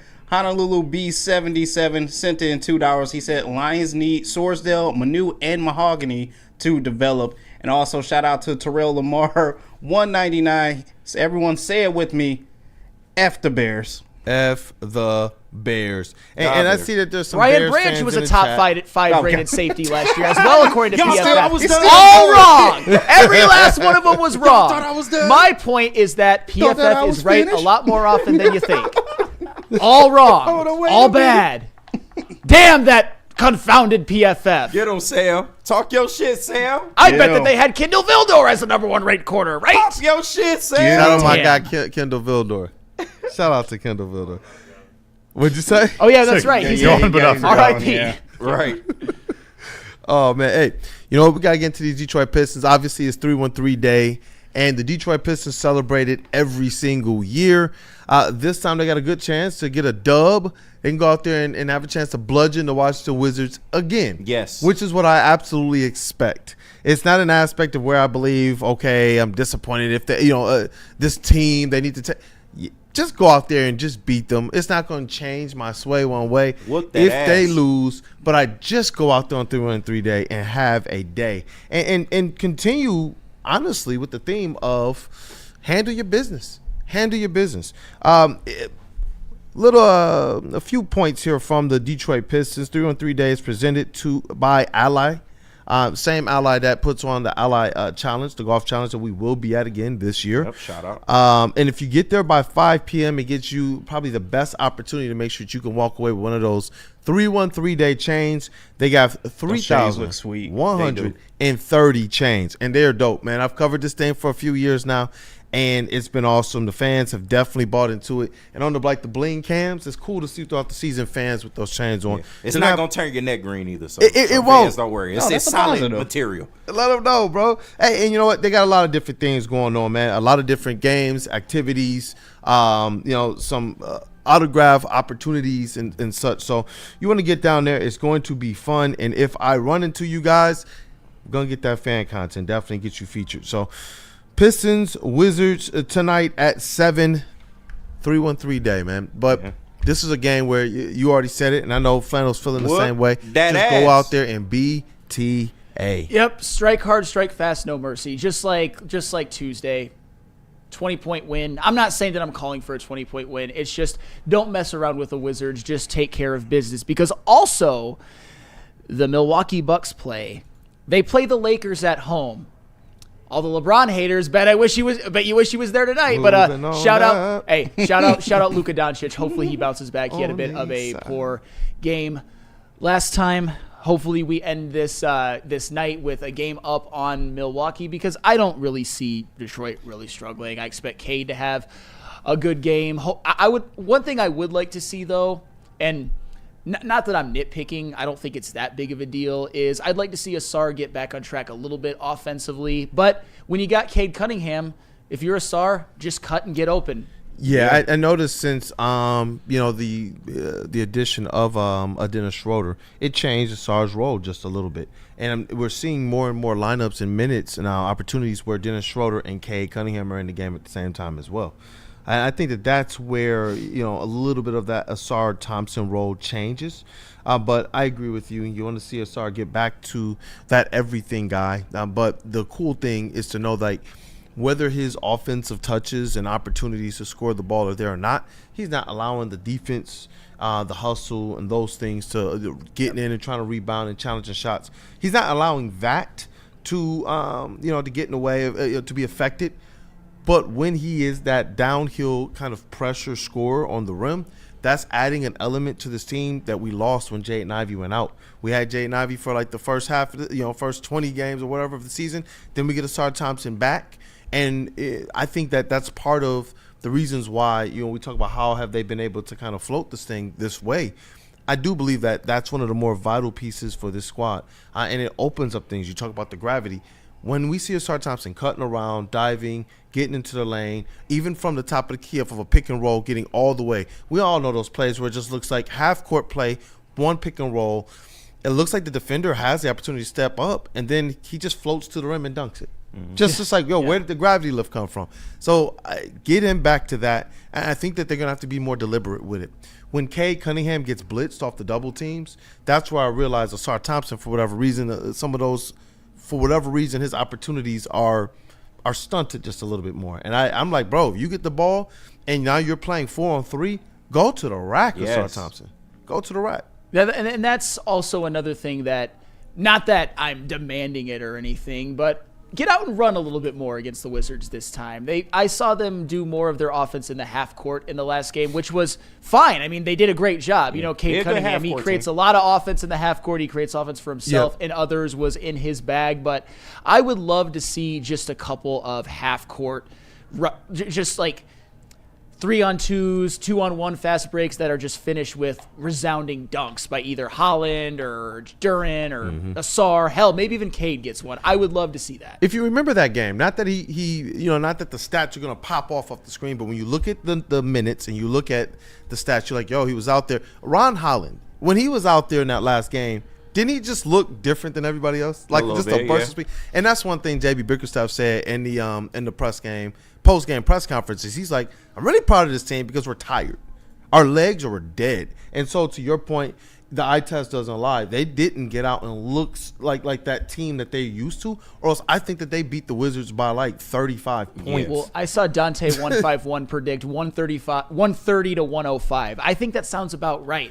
And it's crazy that we're confidently predicting 25-point wins, but we've seen them do this before to these teams that they're supposed to handle their business against. Against the fucking Wizards. The round Wizards. Come on. They have nothing. They got nothing. And I am higher on this guy than most because because he was way more valuable for the Warriors than he's given credit to. But Jordan Poole's Don't the best talk player. about the pool party. Ain't no water in the pool, Jordan bro. Poole was great for the Warriors. He was great for the Warriors. People acting like Steph carried bums. No, Jordan Poole was great for the Warriors. But after the punch, he was not the same. He is not the same player that he was Draymond Green gets a complete pass from people. Which because, that's just Draymond. I mean, when you look at how Jordan Poole acts, I don't necessarily blame him. The punch! And listen. The Warriors were ruined after that. I'm not saying Draymond was right, but I'm also saying that Jordan Poole, the way he acts, I can understand why you might sock him in the face. Draymond's got another ring in part because of Jordan Poole. He was.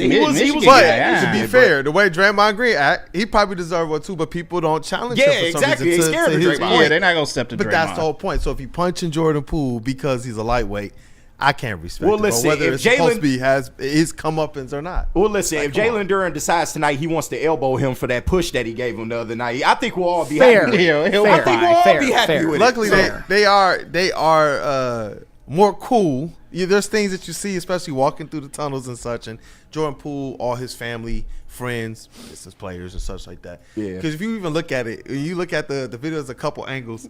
There's one where he puts his Duren, and Duren first turns around. That pissed. shit was hilarious, he looked like, bro. Thought he looked like me coming downstairs, and the kids ain't doing what they're supposed to be doing. Right. Then he realized, that's Jordan Poole. He started backing up. He was like, dog. They started smiling at each other. No, on the low, I I started to send you the clip from the 520 podcast. Shout out Jeff Teague and the boys. They was talking about it. It was so damn funny, man. Jordan Poole ain't about that life. What happened the very next play? What happened the next play for Poole? Yeah, right. Duren blocked that mug. Yeah.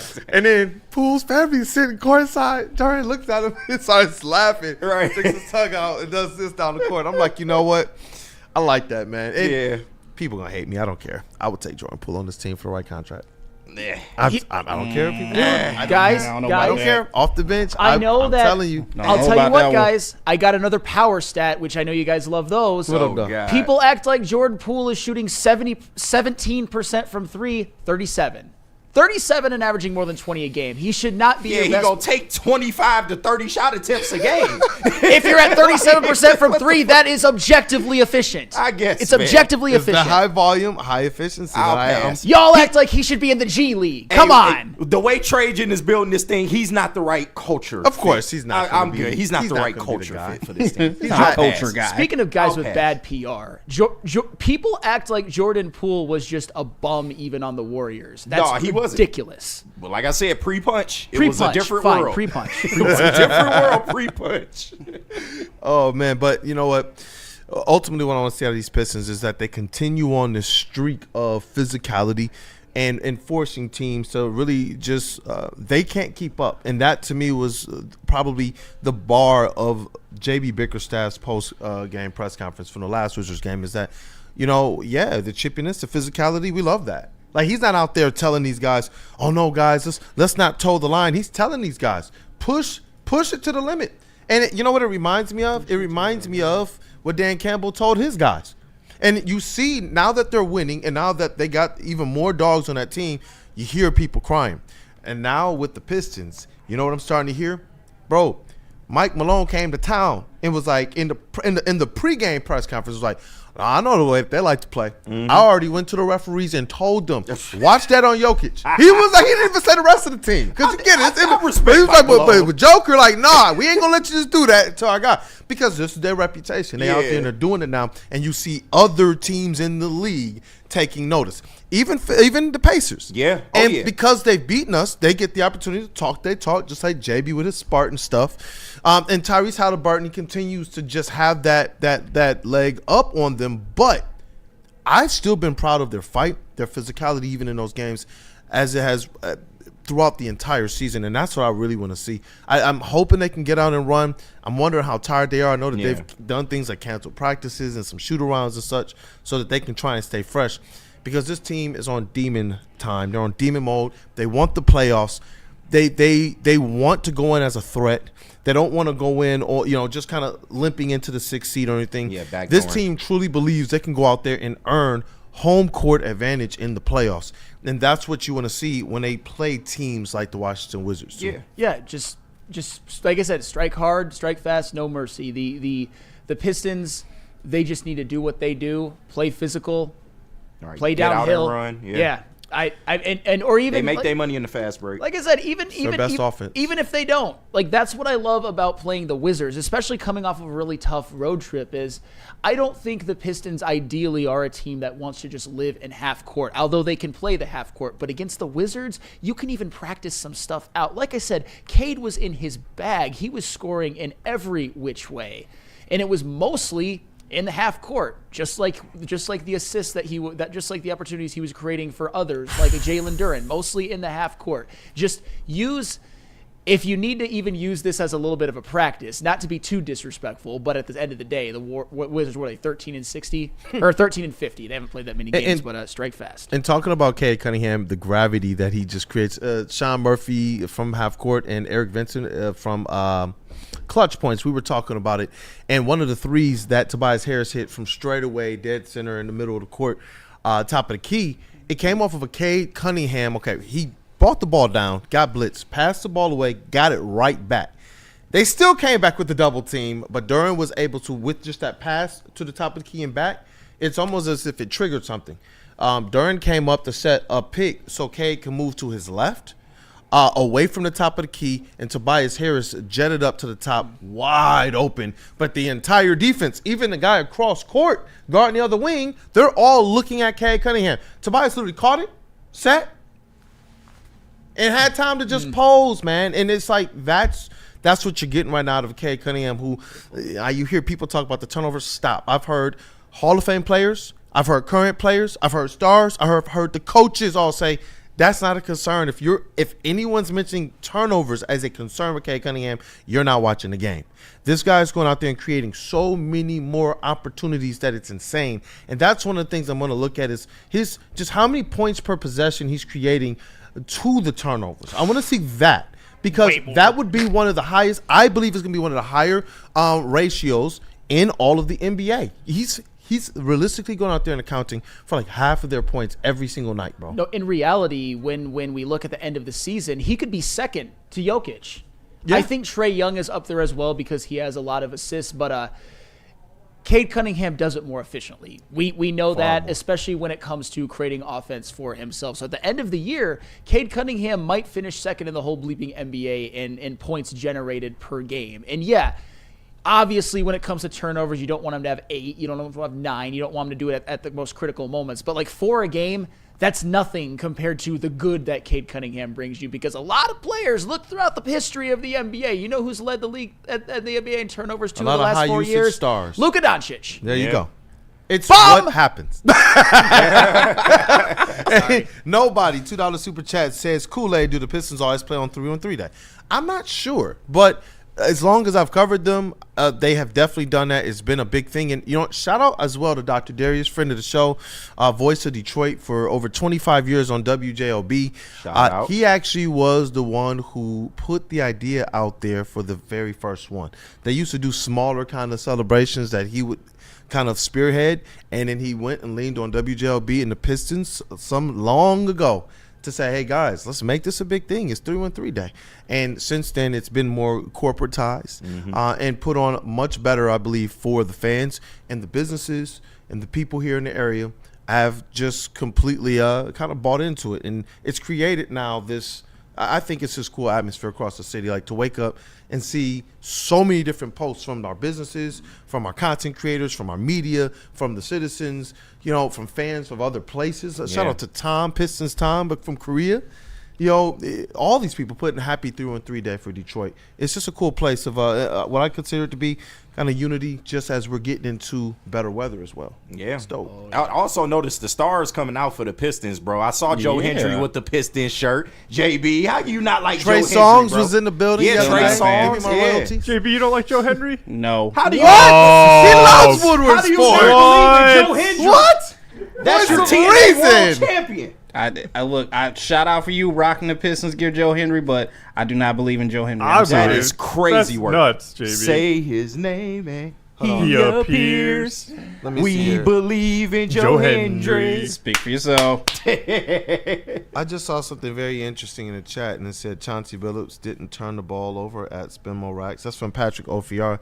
Chauncey did not have nearly the usage rate that Cade Cunningham had, and Chauncey had a lot more help too on his team. I was a lot more help. One pass out, and it's like, you know, when that pass goes, you have a high chance that that's going to be an assist. But even then, he was generally a 6 assist type of guy per game. Yeah. And this is no slight at Chauncey Billups whatsoever, because the role that he played for the Pistons, I think he was the best overall player on those Pistons teams. Whether you agree or disagree, it's certainly arguable. At the end of the day, he has never had a season, and he's a different player, keep in mind, where he's generated as much offense, as much points as Cade Cunningham is having this year. Not even close. And that's okay, but the point is that the Pistons, whether you like it or not, and maybe they should move away from that a little bit within the next couple of years, are somewhat heliocentric at times. With Jaden Ivey being back, it won't be as much, but at the end of the day, it works for them. They're winning. Cade Cunningham's having an MVP caliber season. Turnovers be damned. Hey, you know what?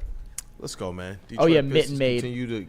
What'd you say? Sorry, Chauncey is doing an excellent job coaching the Pistons. Hey, shout out to Shaq, man. Shout out That to was Shaquille O'Neal. such clown behavior, man. He goes like, I don't watch the Pistons. They're 4 games under 500. They're boring. My theory is that they did such a bad job at covering Cade Cunningham, the future star, that now they have to resort to some of the dumbest things possible to drum up noise for a team that they're going to have to cover during the playoffs. Yeah. That's just the point of it now. And it's like, you guys out there should have done your job. I know that us in here, from before he was drafted to breaking the news of where did people find out first? Exactly who the Pistons were going to draft? Right here. In the chair that Chase is sitting in, Dwayne Casey sat right there and let us in on a little bit of a secret. And it's just like, you know what? We've continued to be front and center with really all of our teams, but especially with those Pistons. Well, obviously, Lions, they're the bread and butter. And that's why I'm glad that now the media, they're having to play a little catch up, and a lot of these people are getting a little bit more egg on their face than they probably even wanted. What if I told you that I don't know if Shaq really likes basketball that much? Or if he ever really did? Damn. Same with Charles Barkley. Is it a coincidence that both of them became a little bit more rotund as their career went along and they didn't take their conditioning as seriously as guys good. like... Well, that's the thing. That good NBA money, There's man. a reason, though, that Buy a like lot of food. LeBron, Jordan, Kobe, they didn't let themselves go at the end of their career. Both of them left a lot on the table. Shaq could have been the GOAT. Still top 10, but he could have been the GOAT. And Charles Barkley, he could have done more. His talent was out of this world, and he was still great, but... Yeah, I'm just saying. I don't even. They're more for entertainment right now than for analyzing basketball. Yeah, and LeBron was kind of like the trendsetter in terms of really like investing in your body, even in the older age. Because I mean, most of Jordan didn't look good at fucking 40. I mean, that era of basketball, it wasn't predicated on okay, you need to stay in shape well past 35 and up. It just wasn't hidden back then. That's the thing. Nobody had like super big longevity when it comes to like the stars. I mean, I know that Magic Johnson, obviously there was a reason for that, but you can even look at Isaiah Thomas, with all due respect. Larry Bird had a back injury. Isaiah Thomas had an Achilles, and they were basically done. There was a reason for that. Shout out Magic Johnson. It was a big reason for that. Magic Johnson, help from Lansing. Keep your head out the jar. You got Cookie at home. I was just about to say something about that Cookie was crumbling at the tip. And then my man Flannel was like off the top rope. No, but y'all didn't tell me you got Flannel as Woodward ringside co-host. I mean, to be real though, Magic Johnson have been alive all this time. I mean, HIV is kind of like a drop in the bucket now. Back then, it was like a death sentence, but like now, it's just like people. All right, you got it. So what? Like people were scared to like touch him. Yeah, that shit was crazy. But people were ignorant. It just is what it is. And by ignorant, I mean it in like its actual term. Because it was still people kind were of new. ignorant, and also medicine hadn't caught up all the way yet. So, but no, that's that Cookie was goddamn dispersed. Stepped on. Cookie. Bro.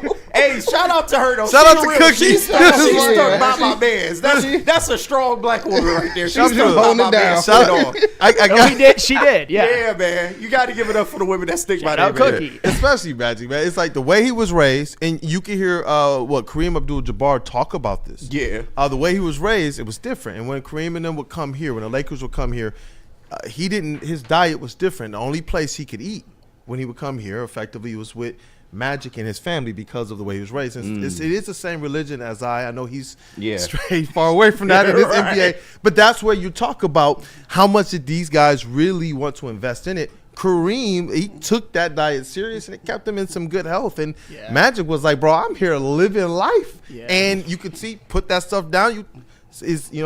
His mom and his grandma knows they went to SDA church up in like Lansing. Yeah. And they held true to that diet forever, and they lived a long, healthy life. And that's where it's like, with Magic, he should have probably stuck to it, man. Probably should have done other things differently. Yeah. But Kareem, shout out Kareem. He had that like super longevity. Yeah, he stuck to the diet, man. And that's, so even though LeBron has the opportunity today to take advantage of modern medicine and science, it's like, man, these guys, you're right. There's players who love the game. Like I even look at a guy like Joe Dumars. No, and for the record, I'm not saying that Isaiah, Bird, and Magic didn't love the game. I'm saying that I question whether Shaq or Barkley did, especially with how they're covering the game now. That's all Zeke, I'm saying. You can tell love the game. Zeke loves the He's game, one of those. I got my shoes right now, guys, and I'm just like, man. That's my idol right there, man. Mr. Isaiah Thomas. I got to stop doing that, though, because I don't know if my knees will hold up, man. Sometimes I think about it. No, I saw this. I'm telling you, dog. I saw a dad who was like the reporter that Chet Holmgren was talking to. He was like, they asked him about how he's feeling, and he was like, bro, probably better than you. I heard you got torn ACL. What happened? He's like, I caught a touchdown playing football with my kids. I was like, oh, no. Damn. Oh, no. Yeah, that's tough. It's like, man. But I know we got everybody's favorite segment on the way. We do. We can just run through some of these reads and then hop right into it. I hope I don't have that because I'm still trying not to laugh at his Magic comments, dog. That shit. That's a big reason. It was such a polite and respectful way to dance around the subject.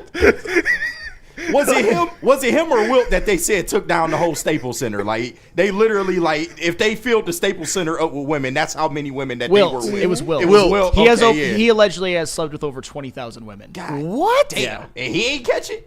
No. Yeah, right. God damn. Another guy, not a lot of longevity, but that was a little different. It was the 60s and 70s. You know he wasn't strapping up either. How did he not Knocking catch on it? him. You know that's all raw dog. Bonnie Blue, nothing. Can we get a Bonnie all sushi. Chamberlain, a Wilt Blue from Sam? Please, Sam. Bonnie Chamberlain, Wilt Blue. Oh, there we go. Shout out And for to the Wilt record, and Magic, man. They was if I were alive back then, Slanging. just on the corner with it. yeah, just with the type of player that I know that I would like. I know I would have been a Chamberlain fan and I would have hated Bill Russell. But at the end of the day, that's degenerate behavior too. 20,000. Hellfire brimstone. Magic Johnson, Damn, degenerate behavior. You can't say, Flago, you can't say that's degenerate behavior. 20,000 with a smile on your face. No, that's an accomplishment. Like, Yeah. 20,000. Do you even eat or sleep, or do you just like bang all day, every day? Seriously. How do you have Both, the legs all of to it. hoop, bro? I'm just like, what? Well, once again, Wilt was playing against milkmen, so I mean, I'm sure it wasn't that difficult. wasn't that to difficult. go out there and drop 50 and 50 on the little milkman and then go slay some pussy. I mean, afterwards. 20,000. It sounds like Wilt might have been the milkman. Oh, I got tears, man. No, he was the Who milkman. did it again? Jeez, for a crying tear. Let's say what up to our friends. Dog, Let's see people that want legends. what's trending. Flannel, you want to do Let's Stanford? I'll do bracket challenge Yes. and Caesars. They had the sheepskin kind of God. reusable joint. Reusable. Rinse that bitch out and keep going. Oh, My bad, Sam. Go ahead. go ahead, Flannel. I'm sorry.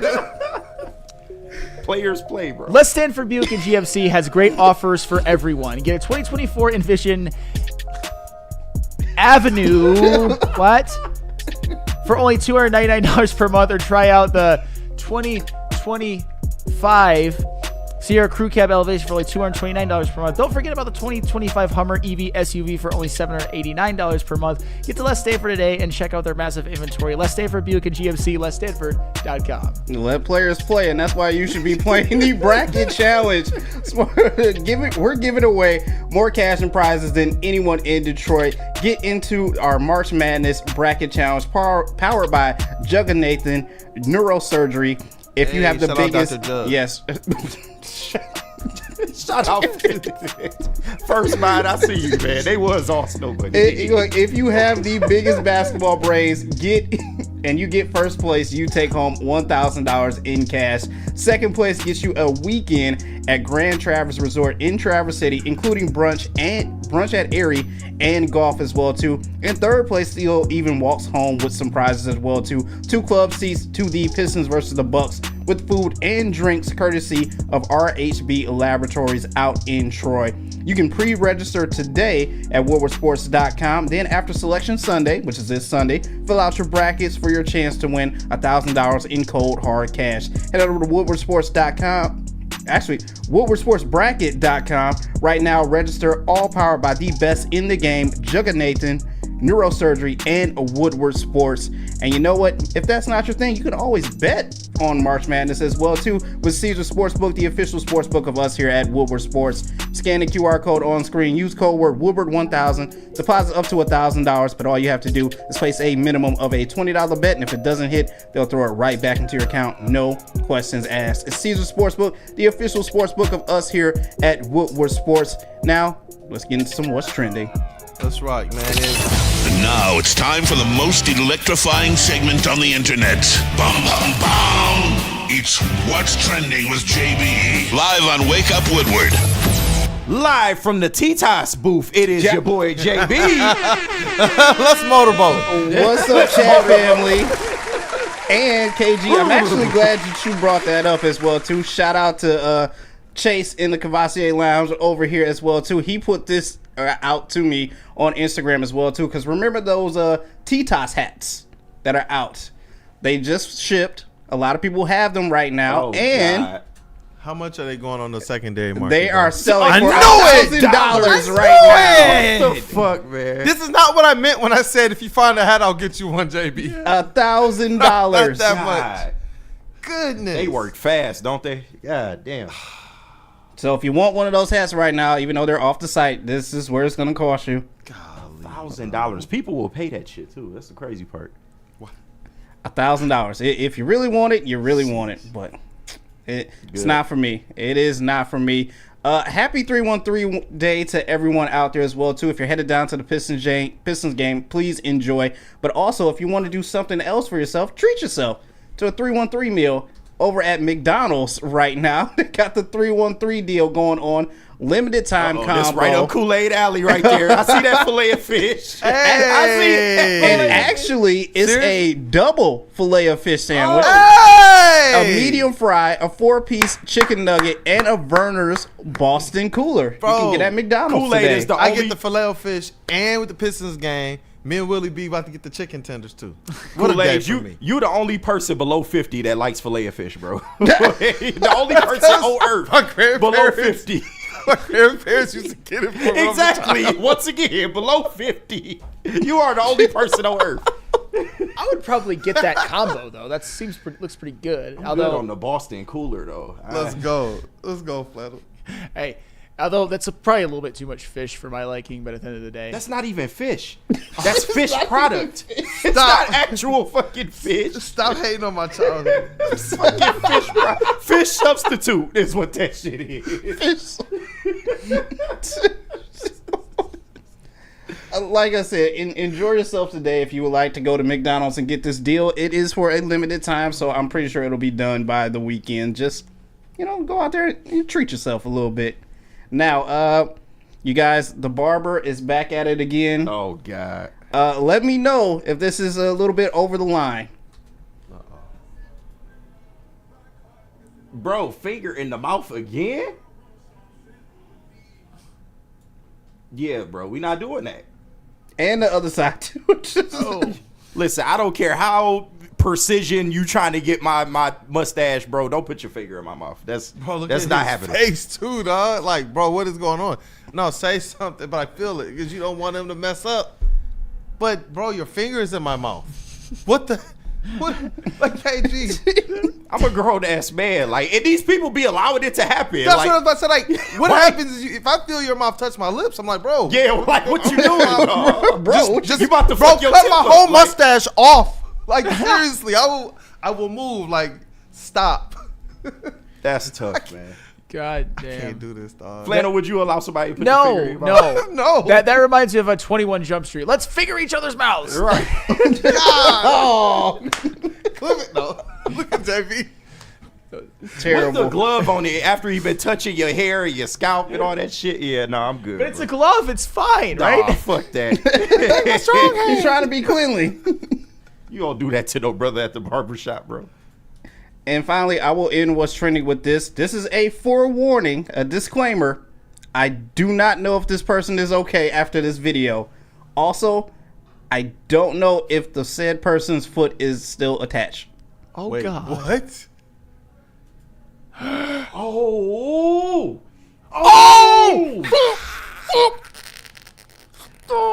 God damn. I That's see his tough. shoe. That's tough. Dog, bro. This probably is. So this is that rare moment on Madden where you get out for career. That is the definition. You get the career That- injury. That is the definition of FAFO, Yeah, bro. nah. But then you get what you deserve, though. Why the fuck is you playing in the fucking reversible door? Just like? imagine telling people, oh, that's why that happened.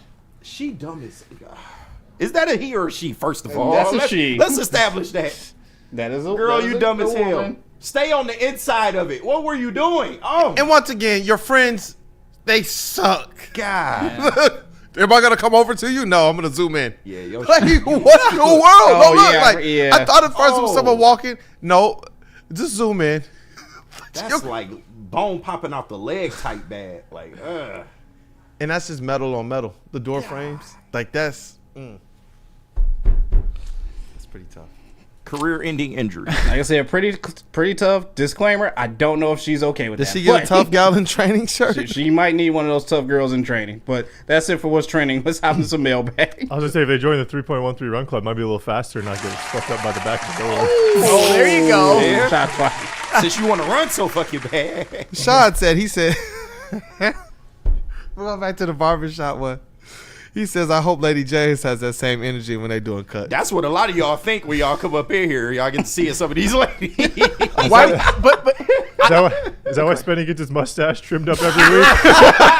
It makes sense. It all makes sense. Can I say this though? I don't care how attractive you think some of the Lady Jane's girls are. Do you really want their finger in your mouth? No.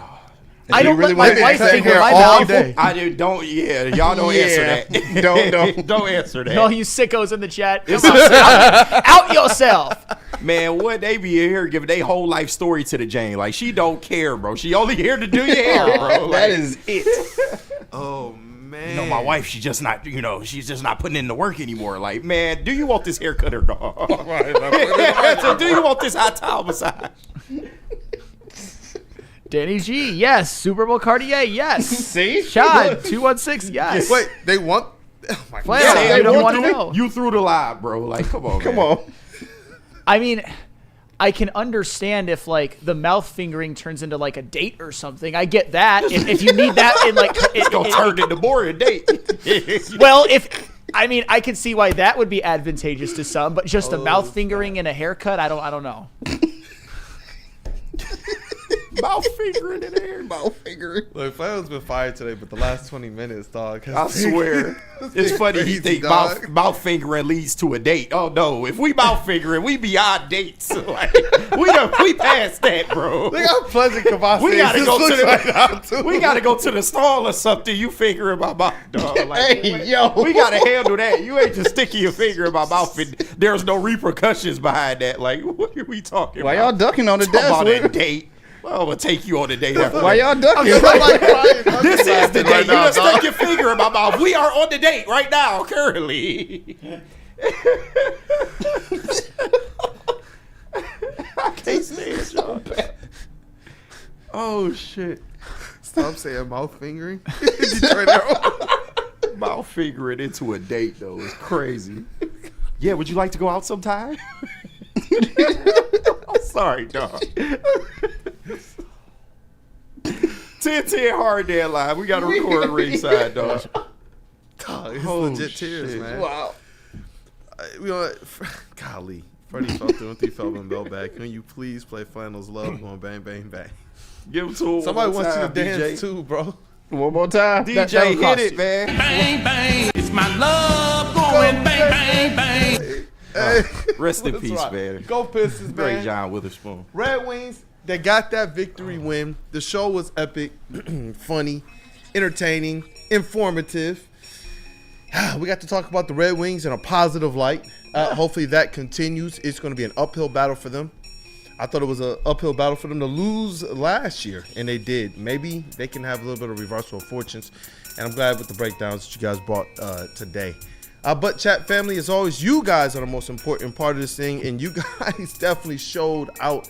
Next show, I'm going to definitely start it off with a merch giveaway because there's 160 likes on here today, man. So shout out to you guys going above and beyond the like goal. And JBSmooovv, how was the super chats as well? Super chats were pretty good today. We got like $30, so Hey, shout out to everybody. Shout out to everybody, man. I see it's 10 of them in there. That means it's a lot of the chat family that went out of their way to support us. And I'm telling you guys, it's always appreciated. Let's break this thing down so KG and JB can continue on the great coverage with Woodward ringside. Shout out to our brother Matthew Broder and that dude Justin. We got Cavassier Chase. And I love that sweater too, man. Appreciate it. It was a gift actually from Hey, our let very people own. see it. Oh yeah. Dope. Yeah, it was a gift just before the Stadium Series game. DMAC actually gave it to me. He got it Shout from out. That's Fanatics. more than a gift. Yeah, he wore it on Big D Energy after the show. He handed it to me. Honestly, one of like the nicest things. More grateful than I could put into words. DMAC is truly one of a kind. He's a hero, And, man. Yeah, so shout out to DMAC. Shout out Big D Energy, Ermanni and Edwards, heavyweights. Stay tapped in Woodward Sports the rest of the day. Hope you guys have a great day. Shout out my dad. Shout out the guys at Seymour Ford. Everyone at Eaton, Mr. Lockridge, my mom's friend Nell. Also want to say shout out to Chad Decker, Bad Chad Decker. Title fight this Saturday at Motor City Casino. So good luck to you, man. Hope you have a good fight, and I'll be seeing you there. I'll get a hold of you later today, man. I'm gonna get some of those tickets. So. No Super Bowl. I saw that. No Super Bowl. Shout out Beth, man. Leave Beth alone, dog. Oh, yeah. Sick fucks. Oh, man. Oh, y'all. Yo, I love that. We gotta get out of here. Y'all throw this in the chat. We got the best chat in the motherfucking world. Dog, Creative wow. World God Films. Is damn. that Willie B? Will B, if that's you, man, let me know. Creative World Films in the chat. And I think that is him, yeah. I'm seeing a lot of great shows. Matt 44, I see your comment. I agree to some degree, but thank you guys for all of the support. This elite booth, though. Man, you know what? This is an elite booth, so I'm saying. Yes, it is. We got KG in the sound booth, Detroit's #1 draft pick, aka Black Hollywood, rookie of the year, going for MVP. What up, though? Y'all know what it is, man. Let's get to Friday. Shout out to everybody. This was a Friday already? Yeah, I It's like swear, a bro. Friday show. I swear, bro. This week is flown, but just shout out to everybody in the chat that rock with us every single morning, and the first time people as well. Shout out to my team, man. Let's keep this rolling, dog. Let's keep it rolling. Hey, in the T-Tops booth, we got JBSmooovv, Woodward Sports MVP. Yo, shout out to everyone in the chat right now. Black producer. Oh, that's another way to say like. Wait, what? Chi-chis. That's another way to say chi-chis. boobs in Spanish. Yeah. Titas. That's all. That's all I can say. Cheese. Shout out to mouth fingering everyone in the chat. I'm done. Mouth fingering. God, Wow. Have a good 313 day, everybody. You want to go on today? You trying to mouth finger? Jesse probably out there. One knuckle, two knuckles. One knuckle, two knuckles. One finger, two finger. Yo, just put the whole hand. Yo. Look, when we see Kavasi and Chase get their hair cut after the show, No, somebody low-key, go get the content. actually, at 1 o'clock, I'm actually getting my hair braided by Mariah. Oh, Hey. shit. Shout out. We need some the mouth update fingering going on. tomorrow, man. Right. I mean, I'll be in the chair. You'll Somebody see film me. Chase as he's getting his hair braided. We got to make sure he on up and up. No. The better than squad, the better than network. That is Flannel Sam, Red Wings correspondent at All Sports Store. What up, though, brother? Go Pistons tonight. Since we have a hard out, let's wrap it up. Ringside time. Hey, it's your boy Brandon Day, K Detroit Kool-Aid, credential Pistons reporter and writer for the network. Go Pistons, go Chat family, spin Waco Woodward. That's right. We out.